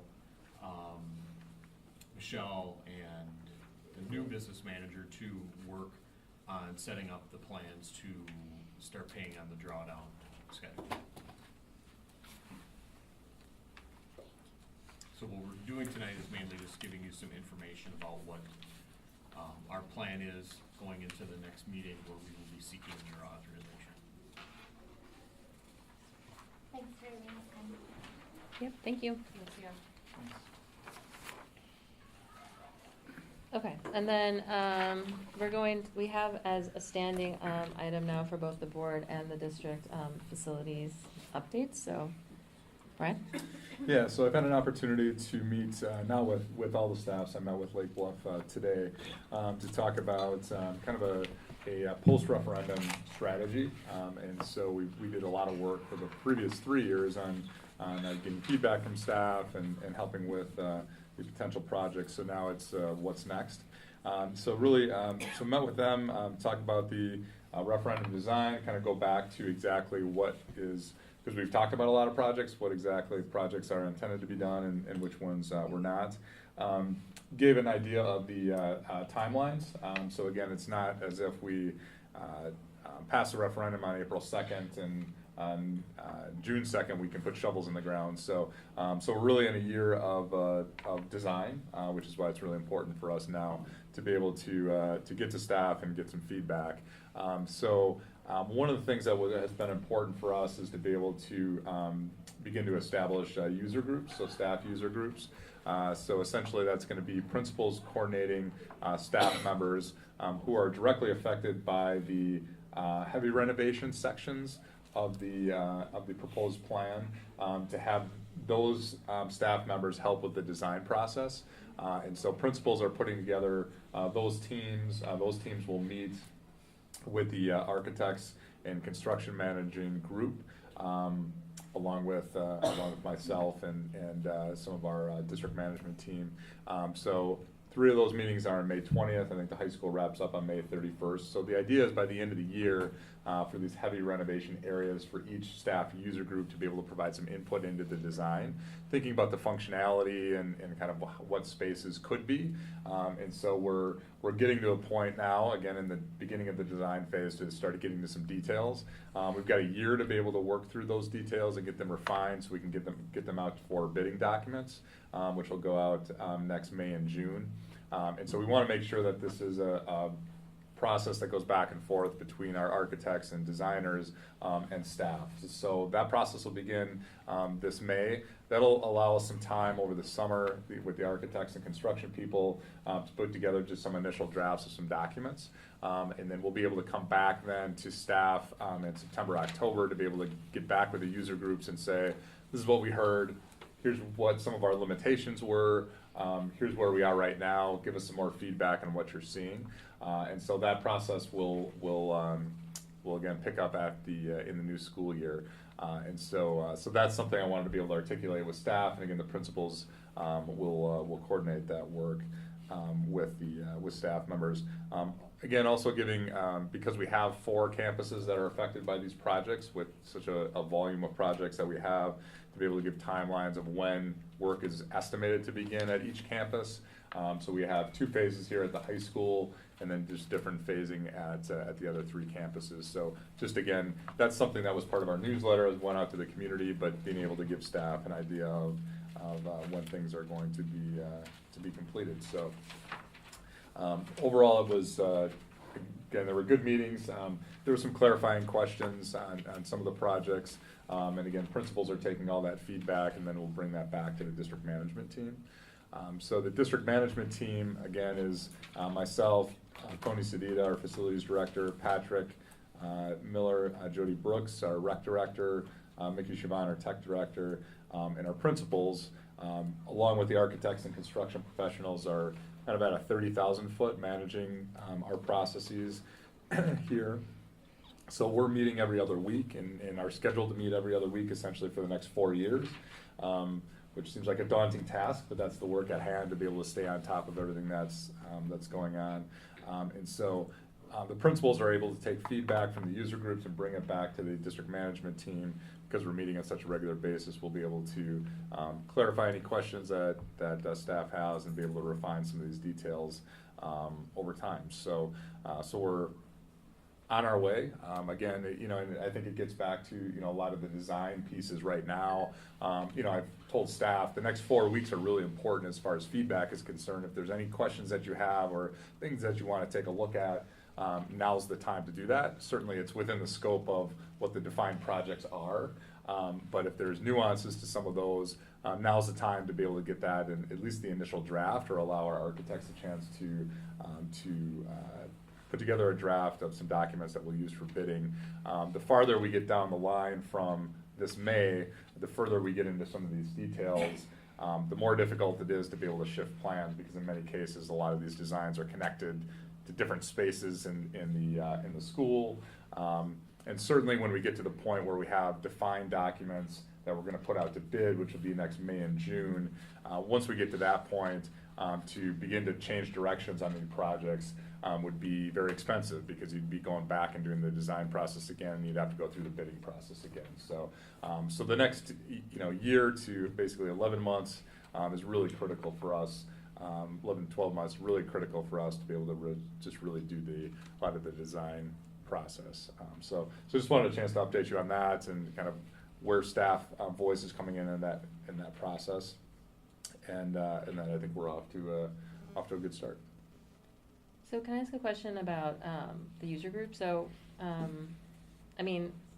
teachers change classrooms different times, right? Correct. So, Yeah. I mean, you're asking the teachers who are currently in those spaces about to be part of those user groups or projected to be in those classrooms in Yes, a couple so, years? so for the classroom example, so one of the things we designated, like at Atwater, for example, are the like coat closets. So an opportunity to potentially gain more square footage in the classroom. So the principal's just putting together a variety of teachers that are currently in those spaces at different grade levels to be able to just have a collective conversation about that. So what we want to stay away from is one teacher does one thing and another teacher does another thing. Again, people do move classrooms, and we want to have somewhat of a standard design that we would have, but we want to be able to gather the information from the people that are currently in those spaces because they're functioning in those spaces now. And then also the nice thing about using an architect and some construction managers who have done many districts is they can bring in some examples from outside of maybe similar projects that they've done and how they've recaptured space. Because sometimes it's hard to see beyond what we currently have experienced. So that's part of the user group process. And again, that's part of we're in the first iteration of that. And so I think there's some brainstorming around what some options are, and then we'll be able to come back in September, October to touch base with those people again and say, hey, this is what we heard from you. Here's something that we thought of, and we'll have a little bit of time to tweak that as we go. But most of the user groups are around like the office spaces, for example. Many of them are. So when we think about the offices, so 3 out of 4 offices are getting some major kind of renovations. So certainly all the support staff and people that are working in those spaces will have some direct feedback through the user groups. And then also adjacent classrooms, like at the elementary schools as we're flipping sides of the hallway. So those adjacent classrooms, those teachers will be teachers and support services, so guidance counselors or specialists, speech and language specialists, for example, will have the opportunity to be part of those conversations as we go. So. Sorry, if you just answered this, maybe you just did, sorry. Yep, The sorry. user groups, I had asked, I think, when there was that first meeting with the architects, Yeah, the one that we've done. is there or will there be a user group that's specifically looking at, or that includes parents of students with disabilities and special ed staff so that they can give feedback specifically around, accessibility and design? Yeah, so special ed, at this point, at least in the initial plan, it would be special ed staff, so both teachers and support staff. Okay. That really know that space really well. We've got some great veteran teachers who understand kind of what some of the limitations are. And so that's part of the first iteration. And we'll have to see, as far as involving students and parents. Are you saying those staff are part of the building user groups, or that there is like a separate user group? No, they would be part of the building Okay. user group. So as we would look at particular spaces, so one of the examples that came up today was bathrooms. So there's a lot of renovations for bathrooms. At Lake Bluff, a lot of the conversation was around changing areas. So we have some students with some special needs in that capacity, making sure that we think about the first floor and the second floor and make sure that we have enough space. And that's where, especially our support staff, just has some great insight into kind of what that space is and what some of the limitations are. So they would be directly involved as we would think through the bathroom spaces, that they would be directly involved in that. Awesome. As an example. Okay. Yeah. Other questions about this? No? Okay. When's our next meeting with the board and the architects? We need to schedule that. Okay. Which, yes. Yeah. I know, it's on my to-do list. I'm trying to figure out when we're going to do that. Okay. I have a superintendent's consent agenda. I will take a motion. I move that we approve the superintendent's consent agenda. A second. Okay. All in favor? Aye. Aye. Motion carries 5-0. Welcome to our new social studies teacher and math interventionist. Okay, we have, the teachers. and to all the teachers who are coming back next year. Okay, public comment number 2. I don't know, did you put it back Dr. Fada to sign up? I did not. Oh, that's fine. Does anybody want? Yeah, please. My name is Katie Ellis, and I live, I guess I say my address, Yeah. 4221 North Olson. I was a student in the district, a staff member in the district, I'm a parent in the district. I'm no longer a staff member in the district, but that's okay. I have a child who goes to Lake Bluff, a child who goes to SHS, and is also a New Horizons special education student. I would just like to say, just out in the open, that being all those things, I want to touch about 5 minutes or less, obviously I only have a little bit of time, with Jan Zarin's issues. I know that you guys are tight about names right now, but that's okay. I've been her student, her coworker.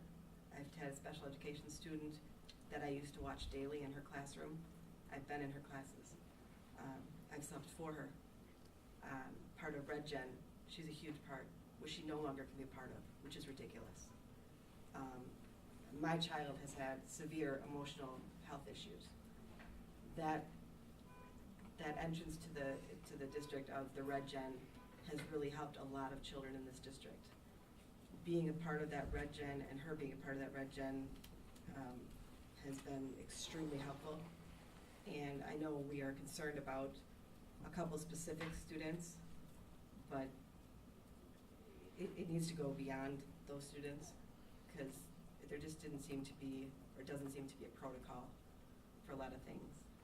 And I know a lot of teachers who are very afraid to say, come to these board meetings or say anything to the board or speak up. And I'm just not afraid anymore, because I don't need to be. But I know my kids are gonna get repercussions at school, and I'm honestly okay with that, because they know how to stand up for themselves. We're doing something to the district that's making us crumble. And it's not a good feeling to people who are in the district. It's not a good feeling to your neighbors. It's not a good feeling to the children on all sides. And some of us need to speak up and say something. And I just feel like I'm hoping that the people who have been elected to board or people who came back to board will find some inner strength and really go through things that are put before them. Not just pass it over as, oh my gosh, this person wrote me a 50-page letter. You need to look at them word for word, page by page, as not just a person of the district, as another teacher who they, like I said, feel they can't write or can only write specific things because they're afraid of getting fired themselves. We need to do better as a staff. We need to do better as a community for our children, for our special education children. When we look at contracts and things like that, we really need to look at how much you value a person in the district, not just another number on a paper, or people have been here long enough and they make a little too much, so it's easier to get a new person and hire them for less. We need to do the right thing the first time. And putting somebody who runs student council like nobody you've ever seen, someone who raises money for veterans, someone who raises money for tons of different things throughout the district, when that person disappears, it's going to be extremely hard for us to replace that. And I don't think everyone really realizes that. So we need to be careful for what we do with our people and what we do with our students, because it's affecting everybody. Thank you.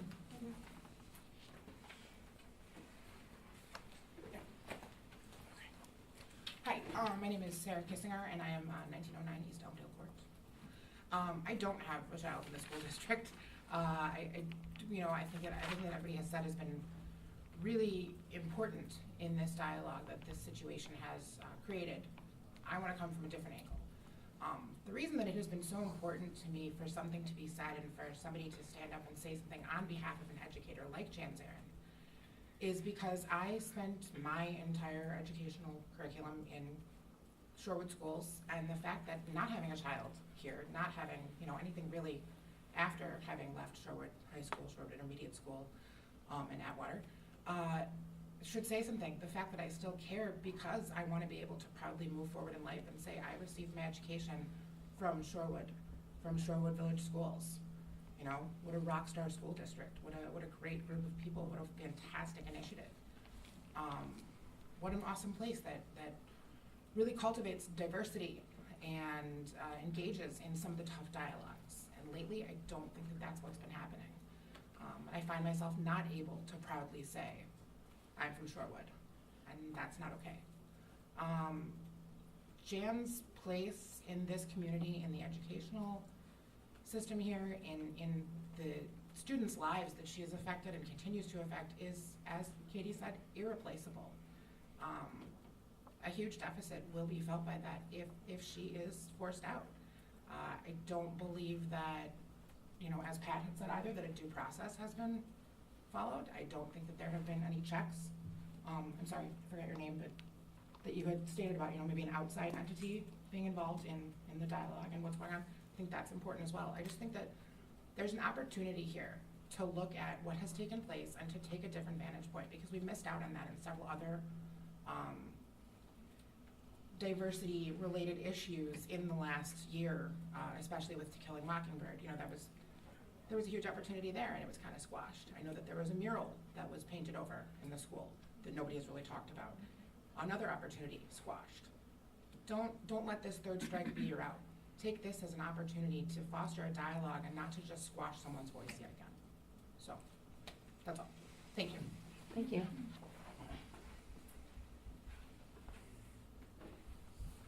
Okay. There'll still be one more chance for public comment. All right, so now list of reports, essentially. So the first one is from the facilities communication meeting. So that should be, I think everybody has it now on, is it on board? Yeah. So I wanted to share just a couple things from this. Both Hillary and I were there. Of course, more books just, okay. So thinking about like moving forward and the kinds of communication we want to do. So this is the group that met that really worked on the website branding, which is essentially was our tagline, all students, all schools. And then kind of outlining, as you'll see here, essentially the next year of communication around what's happening, kind of more not specific to individual projects or schools, but more like what we're going to be telling everybody in the community about what's happening. And so one of the things that Hillary and I have been doing along with them is looking at other examples. As we mentioned today at the town hall meeting, pretty much every district in Wisconsin has gone through this process now. So we have a lot of examples to look at. I think Hudson was the one that you brought, right, that you had seen at a WASB meeting, but there was Monona Grove, there's Verona, there's a bunch of other ones that we can look at just to see both like how they do their messaging and what their website looks like. And so the thing that I wanted to just share with you guys is two things that I think are important. One is this schedule of essentially like how we are going to use what we already have in terms of existing district communications to communicate to our village about what's happening over the next year, with groundbreaking set to happen in April 2020. And so the first one is this design workshop. So we're interested in having a broader community conversation about the exterior building design. So I think, Pablo, we talked about this a little bit at the earlier meeting about, you know, like the kinds of ways in which we want to preserve historic elements and how we want to do that, what our strategic plan is, and what we value in terms of what the design looks like. And so that meeting, sorry, that should say June 18th. That's a Tuesday, right? Yep. Sorry, I should say June 18th from 6 to 8 p.m. We want to meet and invite everybody from the community. I also would welcome from you guys targeted asks of people you think should definitely be there to come into this 2-hour workshop that would be run by EUA and kind of looking at examples of preservation strategies, talking about how it should relate to the existing building, like what it will look like, important historic elements to preserve, and kind of what our vision and strategy and goals are for that. So that's like the next big kind of community meeting that we would have. next month, and then another one in October, which would be when we would be meeting our first milestone around, are we on budget? We'll have some drawings at that point. And then the groundbreaking, like I said, in April, and then, as you'll see here, just kind of newsletter type things that would be going out. So these are things that we would be pushing out in kind of individual newsletters or Shorewood Today. And then I didn't put on here, the other big piece would be obviously the website, right? So the website's gonna essentially be transformed and put all the referendum things as an archive, and all the facilities thing as kind of like the new, page where you would have kind of FAQs about this, timelines, who to ask for questions, or who to go to for questions, and things like that. Am I missing anything? No, I think that sums it up. So I don't know if you guys have any questions about the plan as of yet. It's early. We did talk about, Emily, I know you brought this up either to both of us or at least to Hillary, and she talked about this, just how we might, as we get closer, think about alternative ways to also do like tweet outs or whatever in terms of road construction, closings, parking issues, things like that. So that would be obviously after April 2020 at this point. Yeah. Well, I wonder too, I mean, meetings like this, we could even send like a text alert that just says like there's a meeting happening with a link that says, you know, if you're interested in design or whatever. Oh, yeah, yeah. And it would be an opt-in. Mm-hmm. Like, I think that, I don't know what that costs, so if it's crazy. I don't know if we've ever done text alerts for anything other than like, Well, we just put on the website. Like, emergencies. do you want to hear about, you know, can we text you about meetings? What do you want to hear about, like by building, or if you want everything? Yeah. And that would be like, So so I at can first ask it'd be Caitlin really about that. light. Yeah. Yeah, we'd have to talk to Caitlin instead of management of that. Yeah, that's a good idea though. And then the other part was that, I'm sorry, I don't know. Oh yeah, so then the other in here is, so thinking about how to involve students and starting that like now. And so one of their suggestions, what I thought was good, was to think about like Google surveys, somewhere for them to post pictures of things that they like about, since this is like, this space is really the space that's gonna be revamped for them. If they have ideas, just kind of more of an electronic kind of space where they would give information that way and not necessarily be meeting, like in a meeting, like a user group meeting face to face. So we're working on doing that as well. Probably, again, somewhere probably on the website where they would go in and be able to put in their ideas or suggestions. So those are kind of like the next steps at this point. Any questions? Okay. So I'll keep you updated. I hope all of you, sorry, I'll change this. This should say June 18th. I hope all of you can be there. I'll send you like a more, like a specific invite to it, and then ask you, like I said, we'll send a general email via Infinite Campus about it and put it in the village manager's memo. But if you know people who definitely should be there, I think a personal invitation would go a long way to getting them there, so. I forgot, we don't have a historic society liaison, do we? Or We is one of us? don't. We do, well, Is he? we did reach out to the Shorewood Historical Society. But do they meet, and some like, of- on a Yes, they do. regular basis? Some of us are members, I know I'm a member, I think I have to re-up my membership. Okay. But I did reach out to the president, Bob Dean, to see if he or others would be willing to participate in the process, and they did delegate someone to join our fact team leading up to the referendum, but at this point, I made a note to reach out to him again Okay. to make sure that we have some representation from that group, because they Yeah, they have, should definitely be they've there. been, their membership, spans decades here and has a particular interest in preserving our historical buildings. So I want to make sure that we have at least a few people from that group Okay. helping. I like that meeting idea, I'm excited about that. Yeah, I think it should be really interesting. Okay, state budget hearing representation. So Brian, Amy Miller, SCA president, Abe Goldberg, parent and activist, and myself went to Green Bay. I can't even remember when now, probably a month ago, for the last state budget hearing. And we're able to present, I actually will upload what we said in here, but I think it was a really great opportunity for us to show kind of our commitment to work together as the teachers, parents, board, and administration on the issue of school financing, particularly around mental health. And it was, I mean, a really powerful place to be. I would say the majority of things were around either school financing or prison reform. And so it was just kind of a really great environment to be in and to listen to the other advocates talk about what they were hoping our state legislature would do. It appears that they're not doing those things, but we did say what we wanted to say in that space. So I don't know if you want to add anything else, Brian?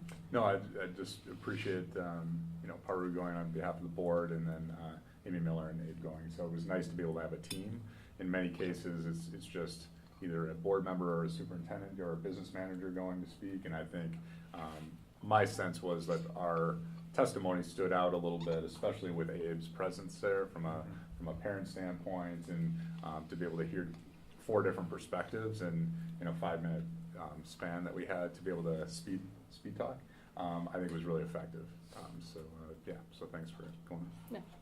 Yeah, and I will put it up there, so I apologize for not having it there. Okay, Pablo, SWASA update? Yeah, so I went to SWASA last week or the week before, Tuesday morning. We had 2 overarching topics.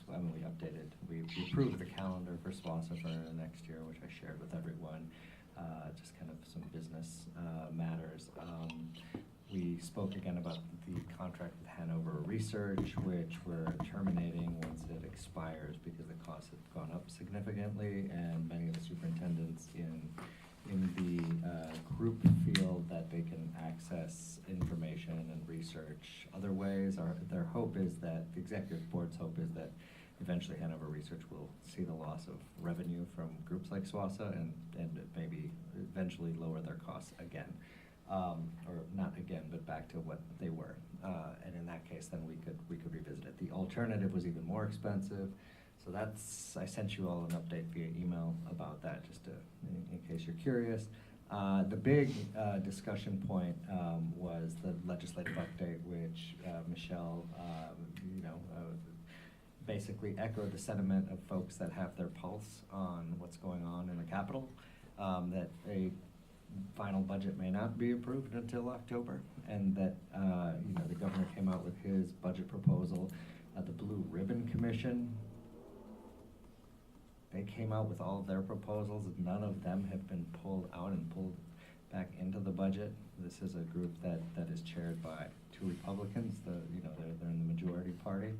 So it's been very disappointing.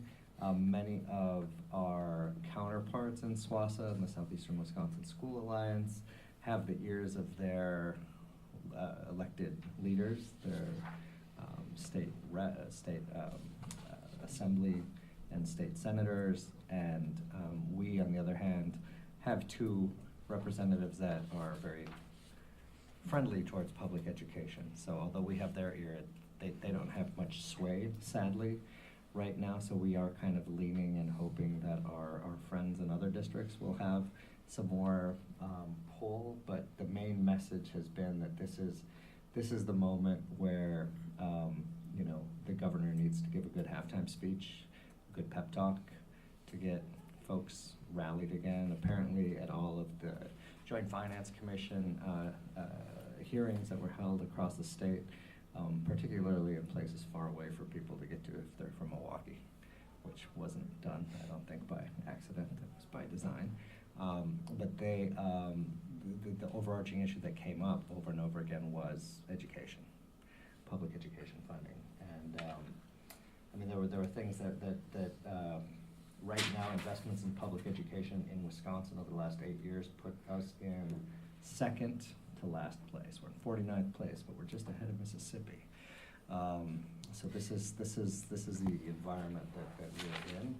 Although we do have a new governor who is a former DPI superintendent, still things look very hazy. the things we're talking about, especially for districts, there were some districts that didn't get the referenda passed. They still have to address facilities issues. We all in public education have special education legal and moral responsibilities. And districts are finding that they're needing to tap into Fund 10, which goes into like general education, to meet the needs of special education. So what's happening now is you're seeing a real pitting between regular ed and special ed, which is not something that any administrator, teacher, or school board should have to make decisions around. I'm thrilled after hearing from some of our counterparts there that we were able to pass our referendum, because although we're going to be facing some tough decisions, we're not going to be facing decisions the magnitude that we would have had to face had it not passed. Still, it doesn't sit well with me that our neighbors are struggling. So that's the update. The big thing is keep the pressure on, whether it's social media, it's just being alert, not just resting and thinking this is all, you know, there's nothing for us to do, especially those of us that are on the board. I mean, we can write letters, we can, families can, there's much that can still be done to pressure folks to come to their senses to fund schools equitably. So that took up most of the time.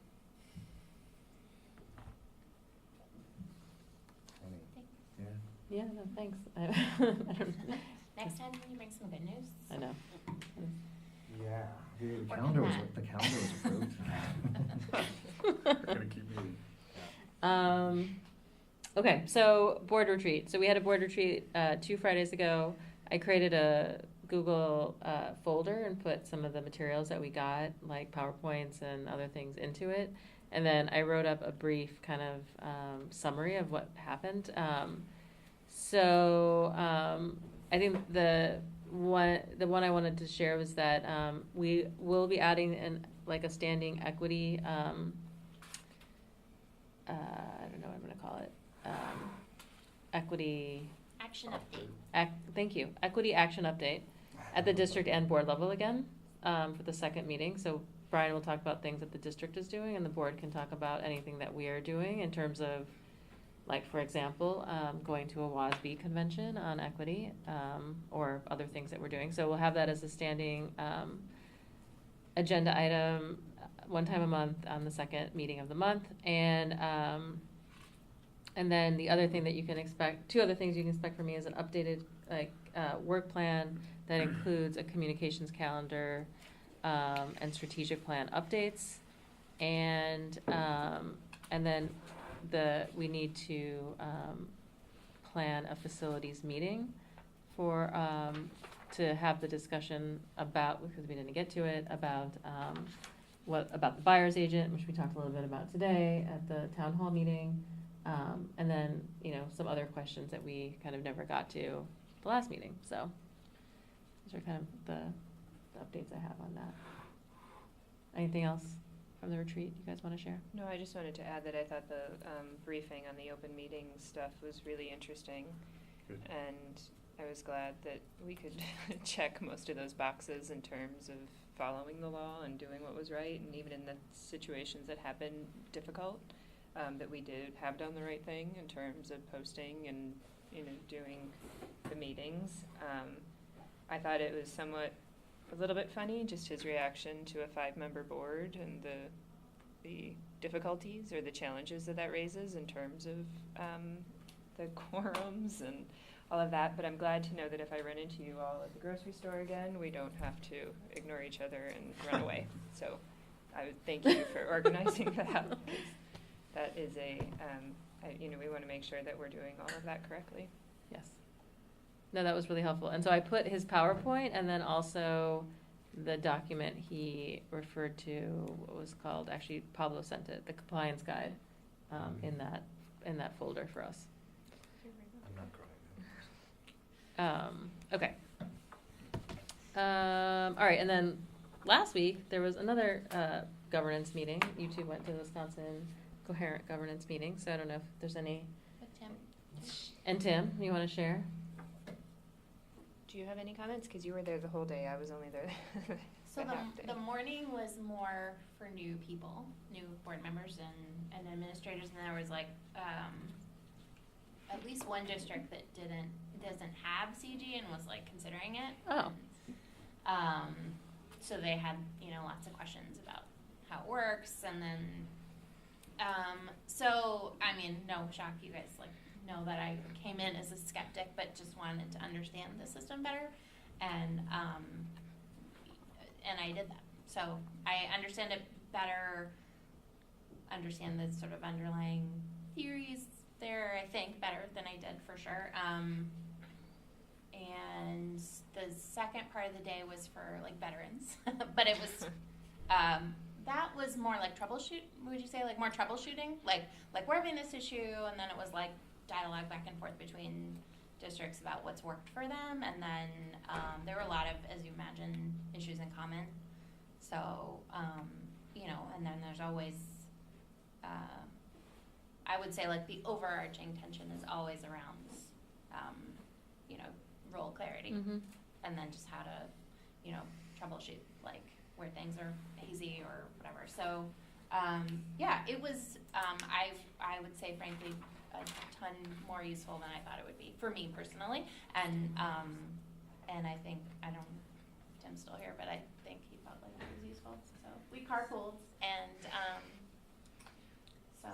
Nice. it was good. I don't know, what would you from miss? Yeah, no, I thought the afternoon was fruitful. Just hearing, so we were there, Sun Prairie, Chippewa Falls, Columbus, DeForest. I think that was Racine? Not Racine. No. They were in the morning. Some of them. No, was that Racine? Yes. Yeah, Racine was there, and they were not there in the There. afternoon. And there were, I think, similar things that were raised in terms of facilities, because each district in that meeting were in some phase of a referendum work, and other issues that it's oddly reassuring to know that other school districts are facing the same issues that we are. And so it was nice to have that kind of back and forth. And I appreciated the opportunity to just raise whatever issue we wanted to talk about rather than having a set agenda. So there really was good feedback and good communication between all the districts, and that was kind of nice. So did you feel like there was, like, are people using, like, one of the things that we will talk about is facilities, like how we're going to use what we already have in facilities policy to bring back some of the work that's happening after, as part of the referendum. And so what, did they have any suggestions on how to do that? You know, not Or like, what are they really. doing? Okay. Sun Prairie had, and they've gone through a couple referenda. Either one. Yeah. Seriously, either one. Never do that one. So when I said it sounded funny. Both of them sound. Anyway, and they obviously are, and I think he said that they have the largest dollar amount of one passed in the state. It was interesting how they have set up sort of their committees and their layering structures and sort of all of the work that's being done. And I don't know if we can really compare ourselves. They have a bigger board, a bigger district, bigger administrators. They just have a bigger team.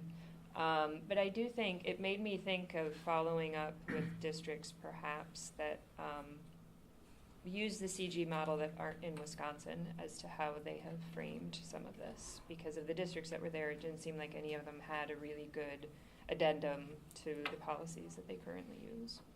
For facilities For referendum? Okay. Yeah. Right. Okay. Yeah, I I feel like every district's facility situation is so unique that Yeah. like while they were relying on facilities policies, those policies look different, and then the way that they were executing them and the degree to which they were relying on administrators versus like doing some of the work themselves was different. I mean so I think the one of the takeaways I had was just that the consultants were kind of like, well, you know, cover your ears, Brian. The average tenure of a superintendent is not as long as the average lifespan of a building. So you should, the board, because they are the Well, community's that makes representatives. sense. That's a long, Was That's a okay. long time. superintendent tenure. So fair enough. So- You get 100 and- So they were like, 100 years. one of the takeaways was frankly like, the board should take really seriously their responsibility to guide the facilities work, as I think we have. So, and that, but that, again, that has kind of looked different for Mhm. each district, the degree to which they've sort of, but they did caution against micromanaging for sure, like the carpet color or whatever. It was like, focus on your guiding policy and make sure that that's happening. Don't get Sure. caught up in the tiny things. So, And Sun Prairie is the one that had both a buyer's agent and didn't. So I definitely would want to talk to them about that, but okay. yeah, they did. But they had, because their had he been there for a while, the superintendent? I think he said, This is his 4th year. Yeah. And they're unique because Yeah. they're on hyperspeed. I mean, they're like the fastest growing district in the state. They built Yes. 2 elementary schools and just got a over $100 million high school approved. So they're, yeah. Their board was They're engaged, very but I good. could kind of see under that scenario just being like, make it happen. Yeah. Like, I It's can't different. imagine like having to deal with that enrollment growth. Right. That's insane, so. It's a different Yeah. space. Okay. Okay, great. Okay, so student school board representative. Emily and I were able to meet with Tim Kenny and 2 students. I remember Jason Hagelmeyer, and I forget the young woman's name off the top of my head. Yes. I feel bad. Sarah? That's a good guess because there are many Sarahs. But they were Apologies lovely. to that. And so they were kind of our sounding board on how to do this process. So I included what we were thinking. So one, we needed to have a bylaw that we would add to our bylaws around having the student representative. Second would be an application form that the students would be asked to fill out. And then third was essentially a reference check. So, I'll start with the bylaw, and Emily, obviously jump in whenever. So the students just asked a lot of questions to make this more clear in terms of how often you need to be there, what the time commitment is, like what the expectation is in terms of what they would do at the meeting in terms of, sitting at the table, open meetings only. We brought it down another year, so we used to have it as juniors and seniors only. Now it's sophomores, juniors, and seniors. The young woman pointed out that, seniors think really differently about what school issues are than sophomores, so I thought it was a good point. I'm trying to think if there's anything else. Finding ways that, one of the things that we would ask them is like, how do they see themselves taking the information here back to students? Like thinking about this as a two-way communication opportunity, but not thinking that they're like the only voice of all students, but a voice, and how do they either encourage other students to come to the meetings or whatever, and then definitely finding a way to bring the information here back to them.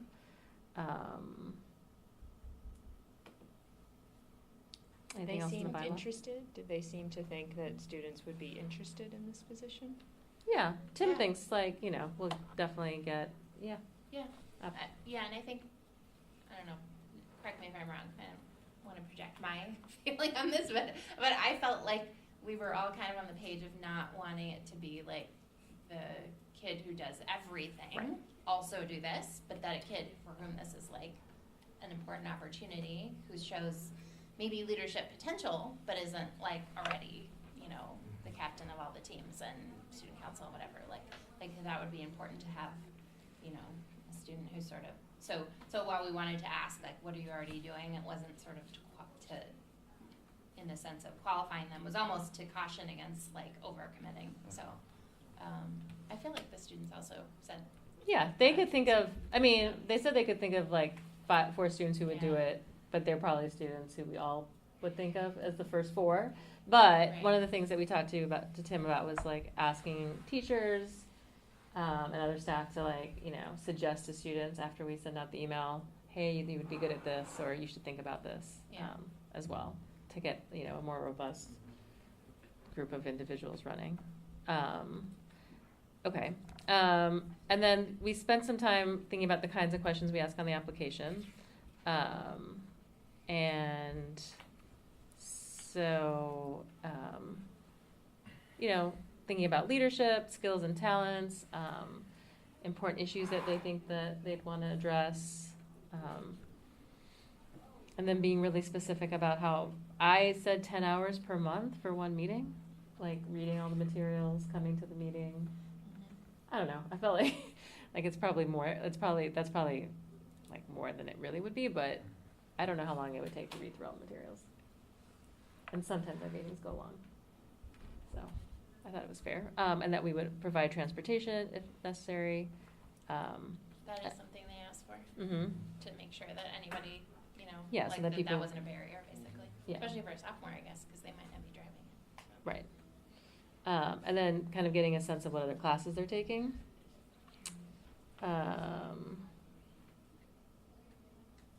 And then, so Emily, we didn't talk about this, but I talked to Tim about this. Instead of doing recommendation letters, so the other thing I would want to say is that Tim's suggestion, and maybe it was the students as well, is that we would do these interviews for student reps starting in September and June of this year, like at the end of the school year. He thinks we're more likely to get students at the end of the school year than in August, like before school has started. And so then I said, well, instead of doing reference letters, as somebody who writes a lot of those, that we would do reference checks instead, where they would give us the name and phone number of the people they want, and that the board, the 5 of us, would split it up and just call them up and ask them the questions. Because it puts a less, like, on the person who has to do the writing. And I think, you know, it'd be just it would kind of reduce their burden to just kind of keep this moving along. Like a quicker turnaround time. Well, and then also if you're waiting, I mean, if you're asking a fellow student to do it, then that lessens the burden on those students. Yeah. To, you know, if 5 of your friends asked you to write, I don't know. I would say that would be kind of like, what? No. Sure. So I like that idea. For what it's worth, actually, I'm about to mention this meeting, the Shorewood Moving Forward meeting, that one of the leaders from Urban Underground, which works, I wasn't familiar with it, so maybe you weren't, they work to empower our youth through, you know, teaching leadership skills and opportunities. So I mentioned that we were working on the how to have a student rep, and she passed me a note, which was based on me misspeaking and I said a student rep, and she said you should have 2 because it's a lot of pressure to be like the student voice. So that actually, and then I realized I had said the wrong thing. So I'm glad that we are planning on 2, because I think that is actually probably a good point. She said it's too much for one person, so just pressure wise. So. Mm-hmm. Yeah. So the process would be that at the next board meeting, because I don't know, I think we probably need to vote on the bylaw change. Is I would bring that to the next meeting, and that we would then send it out like that night, essentially, and try to get things moving. So, and you know, make sure all the relevant people who might know students or could recommend students have it in their hands. So, does that sound like a plan? So between now and, you know, next week, if there's something that you see in there that you think, oh, that's terrible, you know, obviously feel free to send it back. But otherwise, I'll post that for the next meeting to move forward. Great, that'll be exciting. Yeah. Okay, rec board? Yes. So we had kind of a consistent or a pretty close rec board meeting after the March meeting. And once again, you know, the rec department is impressive with just the programming and everything that they're doing. Brian already talked about it, so I won't. They mentioned the Shorewood Connects and just the success, the yard cleanup and the success of that. We want to thank all of our volunteers that are going to be, well, that work every day in the district, but the volunteer recognition dinner is the 16th. Thursday, along with everything else that's happening in this district on Thursday. I will say, as a need, if anyone knows lifeguards or gymnastics teachers, please refer them to the rec department.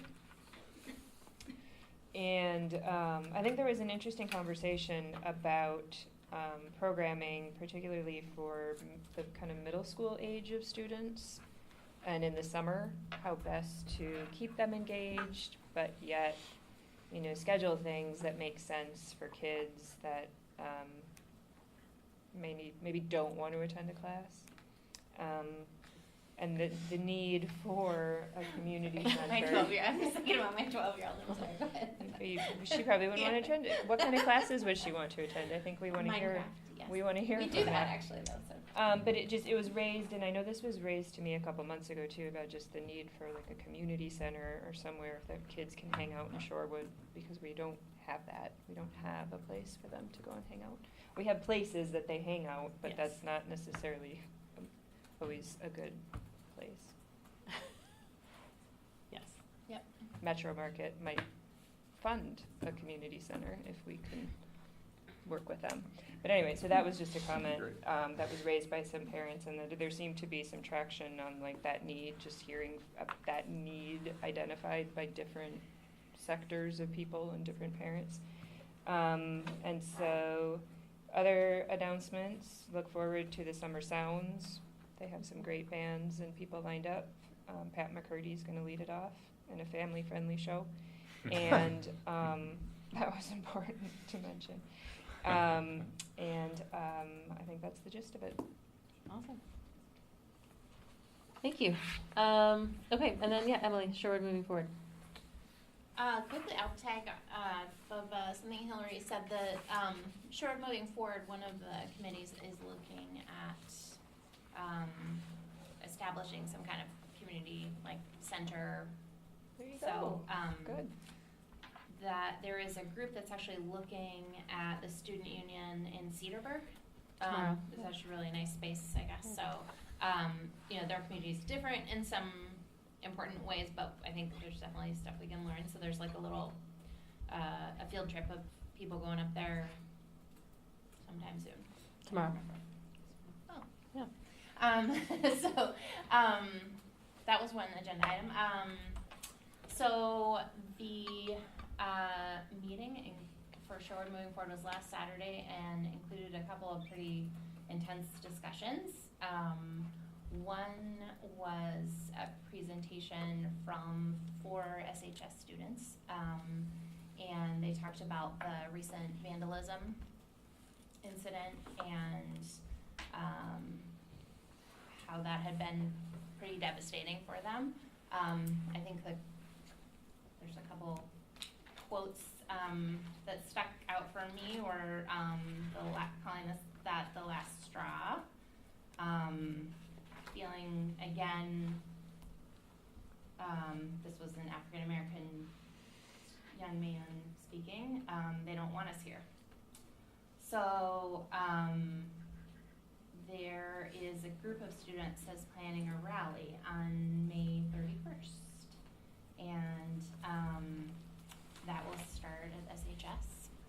I believe they said that the sort of tagline for that is, "Can you hear us now?"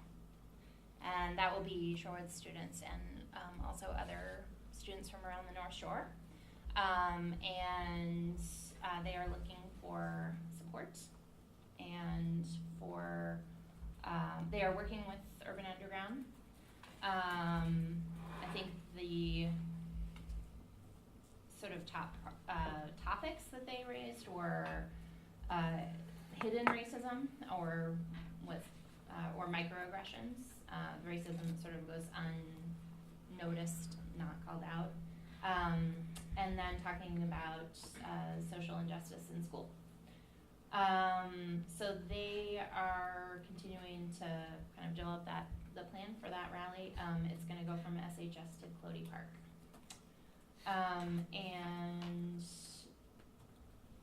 Then there was another report on a meeting with the Shorewood Police Department. There is a team that's working to see if the police department get a sense of how they do track incidents by race or traffic stops by race, encourage them to then report those out. So that's a long-term project, I would say, safe to say. Can I just jump in and mention that the HRC Yes. is also working on that Same particular team, yes. Oh, it's the same group. Yes. Oh, okay. Well, I think it's combined, like Okay. HRC, Shorewood Solidarity Network, Oh, Shorewood gotcha. Moving Okay. Forward, All right. and the ACLU. Just want to make sure they're talking to each other Yes. about that. Okay. It's great when that happens, right? Mhm. Yes, they are. And then there was a discussion about whether the group wanted to respond to the WEAC statement about our staff member. And that, I believe, was left TBD. So they will decide if they want to do that. Again, there was the discussion of going up to the student union, so that's definitely a continuing long-term goal, and a potential capital campaign for Shorewood moving forward, to identify a space and then see who would be involved. So maybe that's something then that I don't know if they haven't, but I don't know whether the rec department has, or that board has been like connected with that group, so I can try and connect those dots.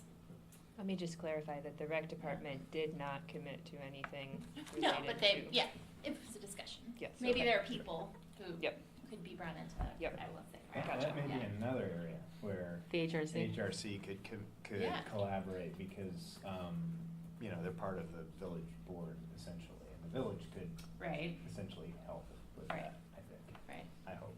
Right. And I'm looking at my notes and I have a to-do item that I failed to do. So, on my to-do list is to get some clarity around transportation funding. Some of you probably know that there was a pilot project to get, transportation for kids who don't live in Shorewood, to get to and from extracurriculars. And there was a little bit of interest, but then there was also just some questions about what funding exists that the district could actually just do this. And then maybe we can bookmark for some future date a discussion about as 220 sunsets, but we continue to have open enrollment students, that, if I'm correct, the open enrollment students don't have guaranteed transportation, correct? So then, do we as a district want to say as a policy, like, we want to offer some degree of transportation, we want to, offset those costs in any way, or connect them to a community group like Shorewood moving forward and, delegate that to them. So that's something actually I will email with you. And that is all that was on my notes. So just to add on to the student rally, and thanks for bringing that up. So we also have staff, so Shorewood High School staff are working with the students to be able to help facilitate that, along with Principal Kenny and Assistant Principal Paddock. They'll be working with the students to make sure that there's support internally for that. And I think the thought was Whitefish Bay and Nicolay students were kind of that was the convergence of the three high schools. And Rufus potentially. King, and then somebody else brought up, sorry, it's late, our football, Mesmer, sorry. Mesmer, yeah. Yeah, So sorry. great, yeah, so it'll be a collaborative Okay. coming together, so, anyway, thank you. Do you know what time, did they say anything about the timing of that? Just out of curiosity, or do you know, Brent? I think they're still working on that, Okay. yeah, I think they're working out the details. Okay. Great, thank you. Okay, we're gonna bring Pat back up here to walk us through this approval of the resolution.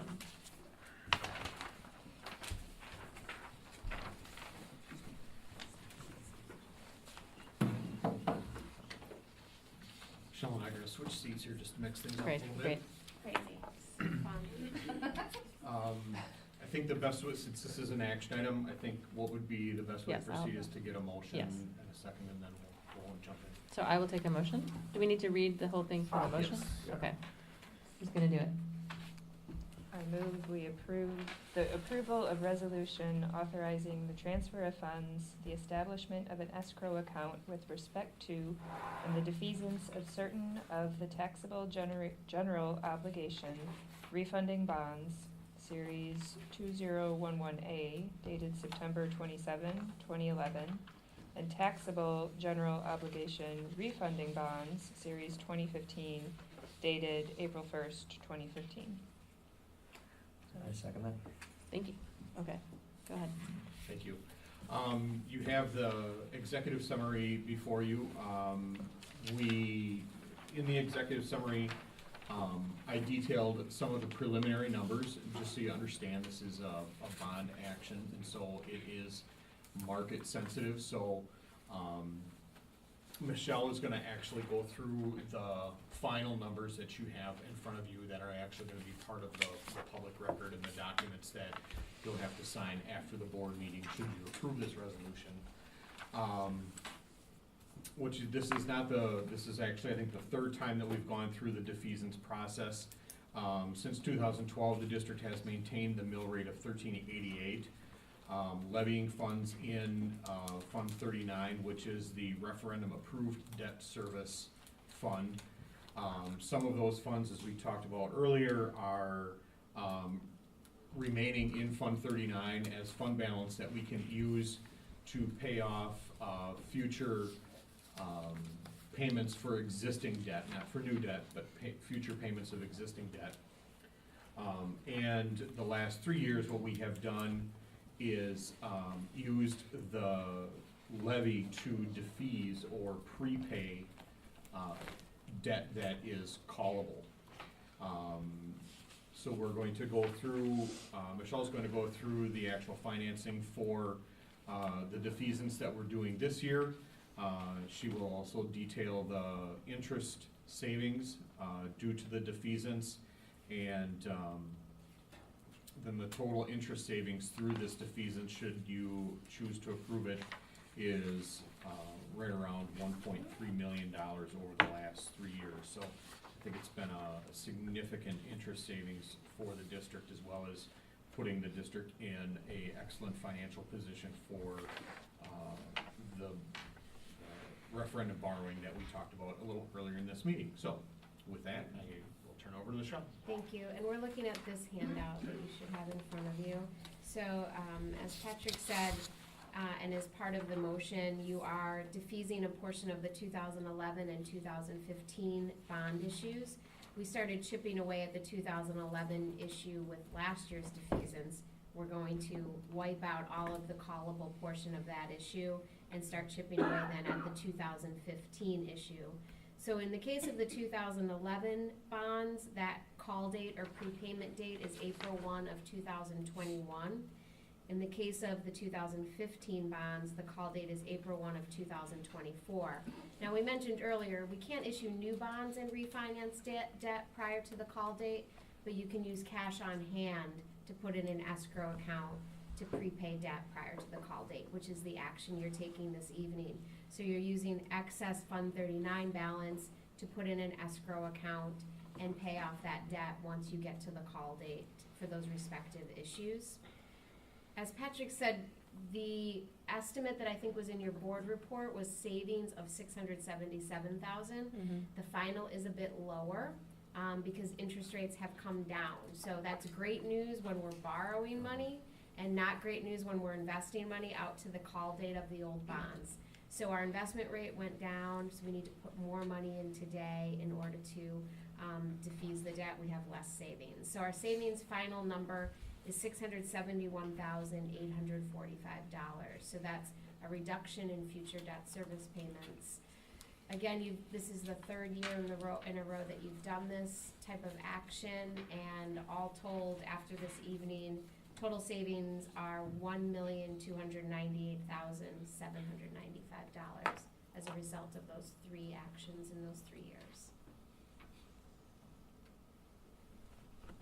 Questions?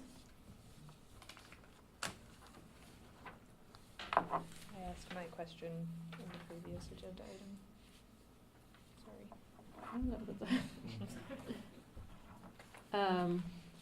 So, just to, after the 2015 bond, our next one would be the 2019 bond? That you would start paying off? That's a really good question. I'm not sure I can answer it right now. Let me see. What would be our next step?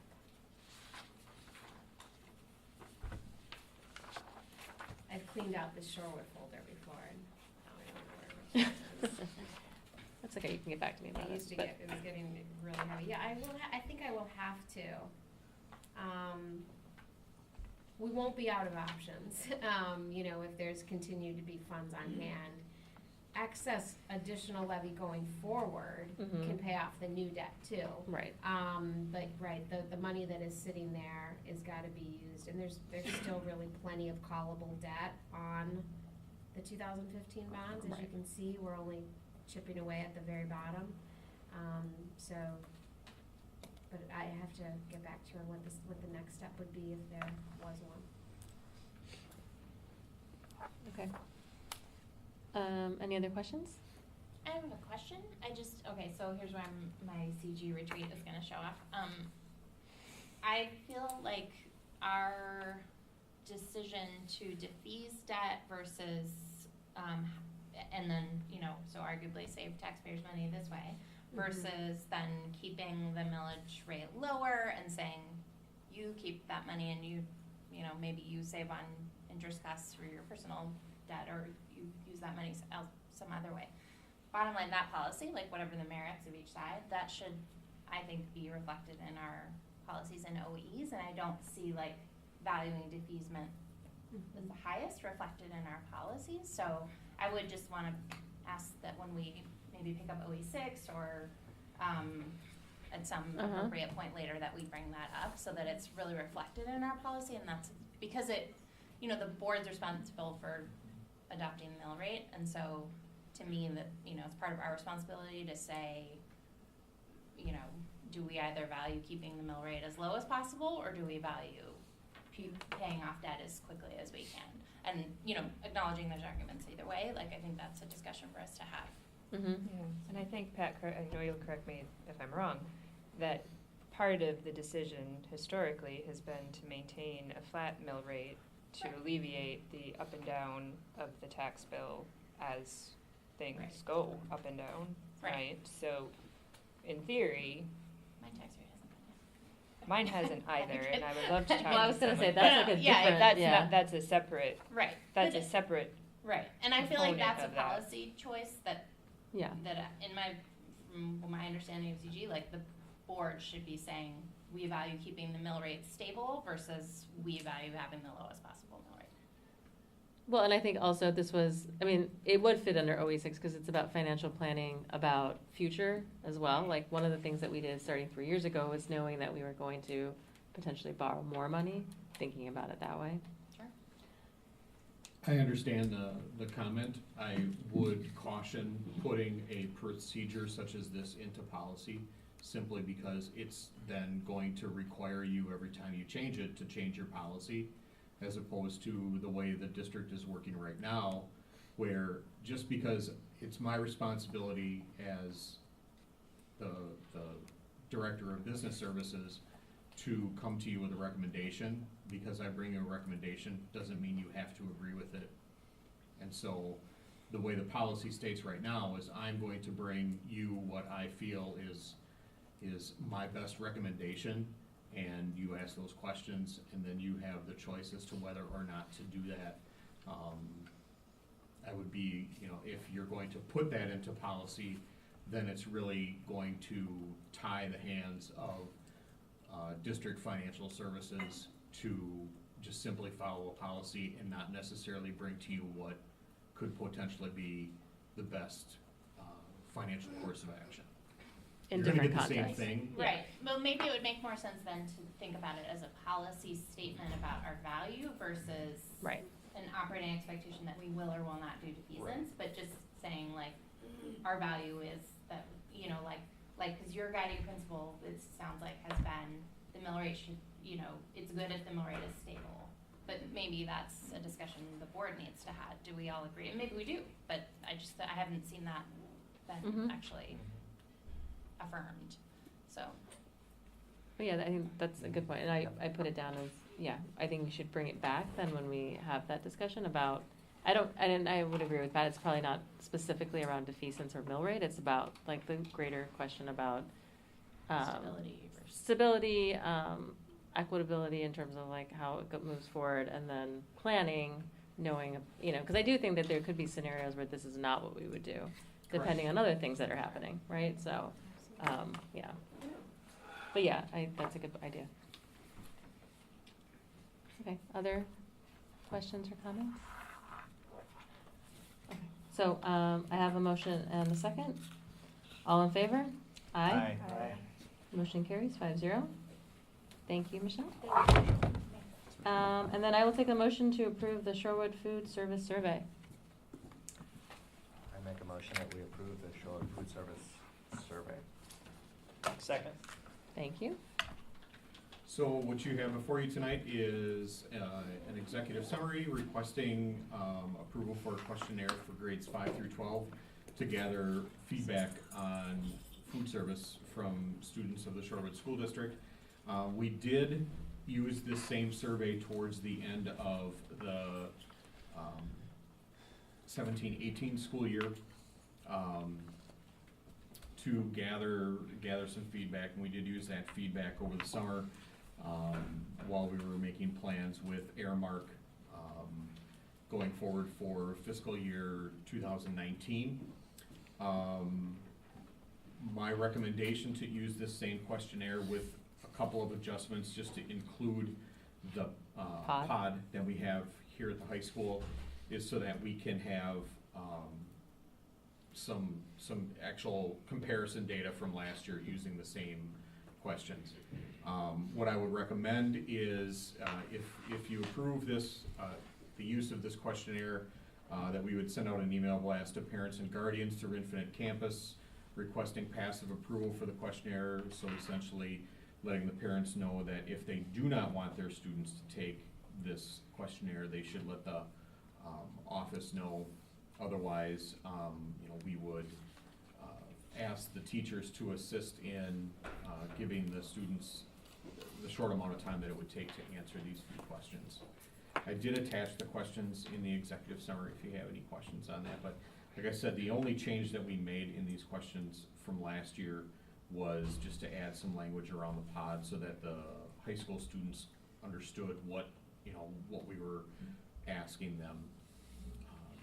And then in the future, we can always make changes to this questionnaire, but again, the longer we use the same questions, the more validity we get to the findings that we get from the questionnaire. Can you remind me what the response rate was last year? Oh, or how many responses you got? We got about, I think 150, 175 responses. Out of 5th grade through 5th grade through 12th grade. 12th grade. Obviously there were some areas where, the seniors really didn't have, I think it was the seniors that didn't have great response. We got great response from like the 8th graders. We got great response from the 5th graders. One of the teachers in 6th grade didn't believe that we should submit this questionnaire because the district has a district policy on surveys, and the board didn't approve this questionnaire. That's why it's not, to me, this is not a questionnaire going out to the students, or a survey going out to the students like our school perceptions. We're asking a few questions to help us guide our food service. So A 6th grader brought that up? no, a 6th grade teacher did. Oh, and so okay. I 6th was graders, like, what? Yeah, no. How do they know it's board I policy? know maybe the 6th Reading graders, district policy. perhaps the 6th graders would have wanted to have some input on the food service, but, so we did have a significant dip in the 6th grade because, they decided that they were not going to assist their students in completing the survey. So, but, we did have, out of the feedback, a lot of the feedback was, I think, very typical feedback that you would have expected at the end of last year, given our state of food service. It did allow us to have some very pointed conversations with Molly Borton, our new food service director, and it did help us sort of make some changes going forward. And we did just have our food service yearly review, even though there's still a couple of months left, and our food service For example, in the high school alone, we have increased our participation over 240%. So things are going very well in food service, but we would like to hear from the kids who are our consumers. Would you you're attributing that increase to the pod? In the high school, yes, we're contributing that to the pod. There was, we did see, and actually I think the increases would have been even more significant had we compared it to actually the food service from last year with Taher. But our comparison was from September to, I believe, April. So it was actually just with Aramark. And we did see double-digit increases across the district in all 4 schools. But the high school, obviously with the pod, was the most significant. Could you share that yearly review just as an information item with the board? Actually, I will do that. We just got it out last week, and but I'll share that out with you. Yeah, it'd probably be good to have Molly here too. I think the Molly Borden, who's the director, just as a year in review. I think that would. Yeah, actually, if be the a board good would like to presentation. have, the Good presentation that they did was fairly short, and I could ask Molly to come to either the next board meeting or the first board meeting in June. I think it's really great data, and they've done a fantastic job. I think they deserve to have some recognition for the work that they've done in the district.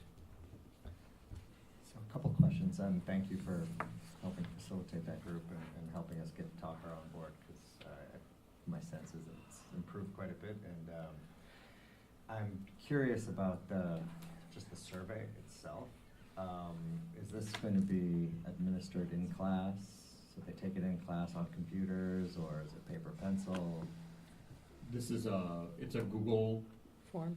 Google form, okay. So it will, it Gotcha. will require them to Right. take it in class with All right. either an iPad or a Chromebook.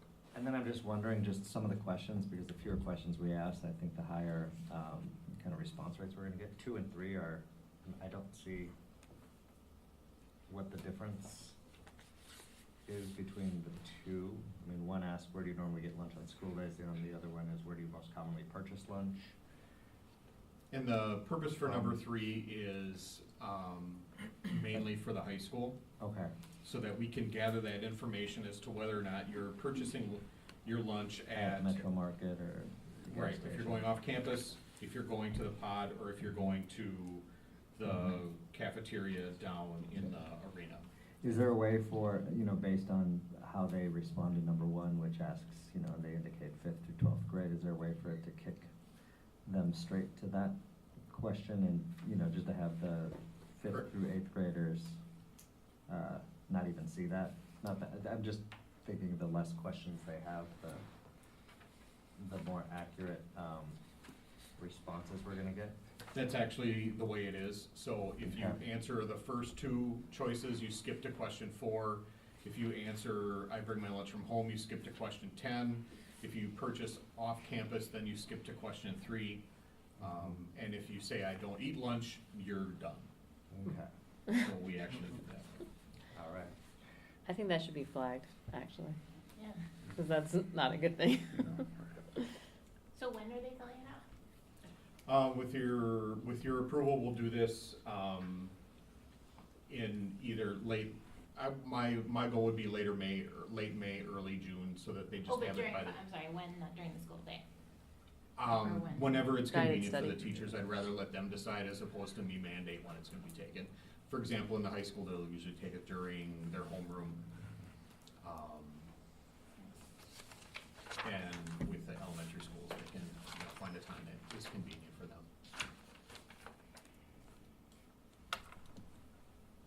And then for number 7, could we broaden it beyond just one suggestion? Just like we have for number 8, where they're able to list at least 3 different options. Could we just leave it a little broader, like what suggestions do you have to improve?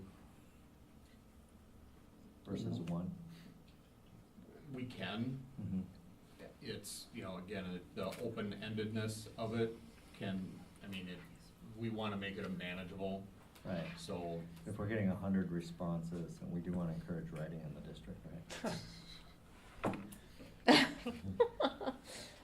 I'm questioning whether encouragement of writing is the if the food service questionnaire is the right place to do that. But It's an authentic learning opportunity. Yeah.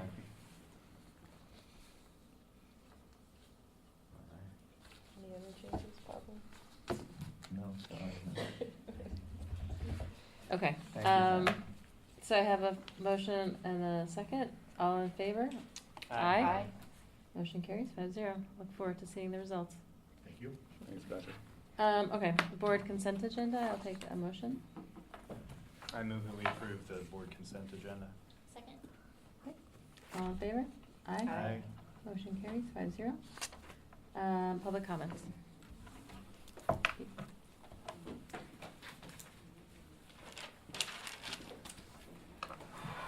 Jason Gellett, 7603 North Fairchild.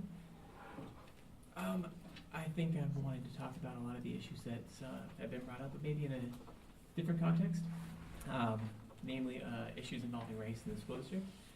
For some context, I used to live in Shorewood until very recently. I hope to be moving back here at some point. And I've been involved in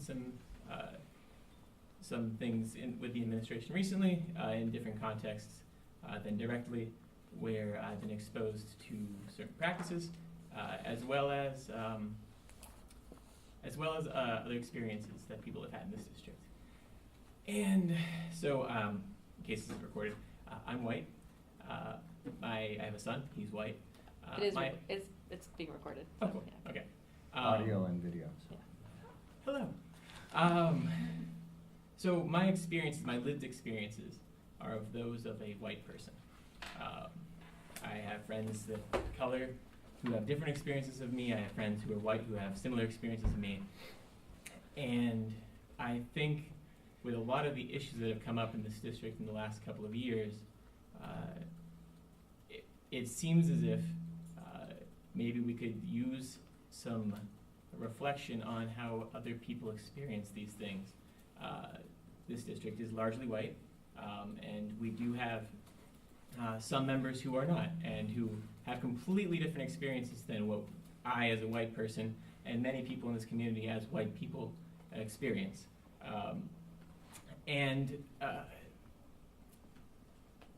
I think both in some of the issues talked about today, with one specific issue seems to be talked about today in the public comments, it's really important to consider how people with a different experience, people of color, may feel that they're able to report these issues, may be able to talk about these issues with administration, may be able to talk to these issues if they're children to their teachers. Maybe they don't feel like they have a trust connection with their principal, not because there's anything wrong, but because they might not know their principal to that level where they feel like they can go to their principal and have confidence that action will be taken. I don't know personally because I'm a white parent, but I imagine parents of color have the same issues in that if you go to your teacher of your child, who more than likely at this district is white, and express these issues, there may not be any processes for what they can do and how they can get this resolved outside of their own experience.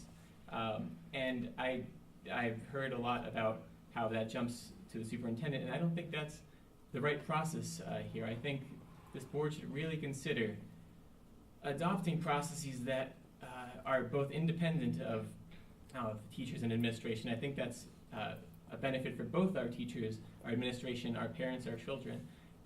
But I also think that keeping in mind that when, for example, if we have administration reviewing incidents and incidents of essentially their colleagues, I realize teachers and administration have some separation, but these are people they work with every day. And I imagine a lot of administrators are friends with teachers, and looking at things objectively in any light is probably tough, disservice to that administrator.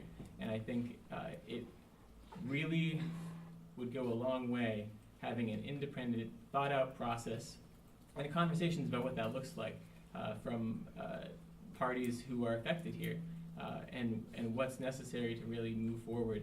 Because I'm newer into this area with this district, but just a quick Google search a couple weeks ago, there's been a lot of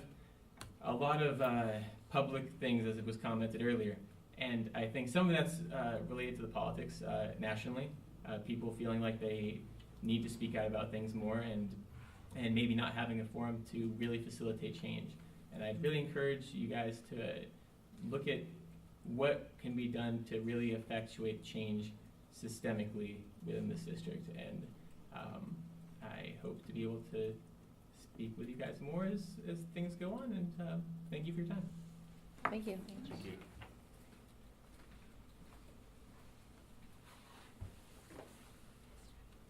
Okay. Thank you. So, all right, review of to-do items. So I will work with Patrick and Molly Borton, who's our Aramark director, to come in and do the presentation. We'll see either May 28th or that first meeting in June, one of those two meetings. Okay, so, and I have, I'm going to schedule a facilities meeting for the board. I'm going to upload all the student representative docs so that we can get that process moving. I'm going to I want to upload bring in the new work plan that we kind of looked at from at the retreat, and then also I can check in there about when we're going to talk about OE6 to do that.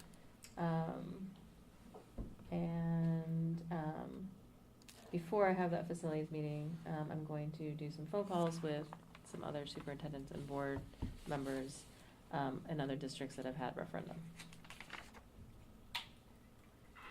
Anything else? Did I forget anything? No. So just to remind you guys that we do have on Thursday, there is a volunteer recognition event that it's often nice if we go just to shake the hands of the winners. It's at Hubbard Park from 5 to 6:15, and then Day after. Thursday. We have the other linkage. Yeah, that's Thursday, and then right after that is in this space, the interviews of the business and human resources, the three community presentations of the directors of the business directors. And so if you guys can come to that, then we can provide some feedback for that. So that's this week. Okay, and any other future agenda items that people would like me to? All right, so we're in recess. Thank you.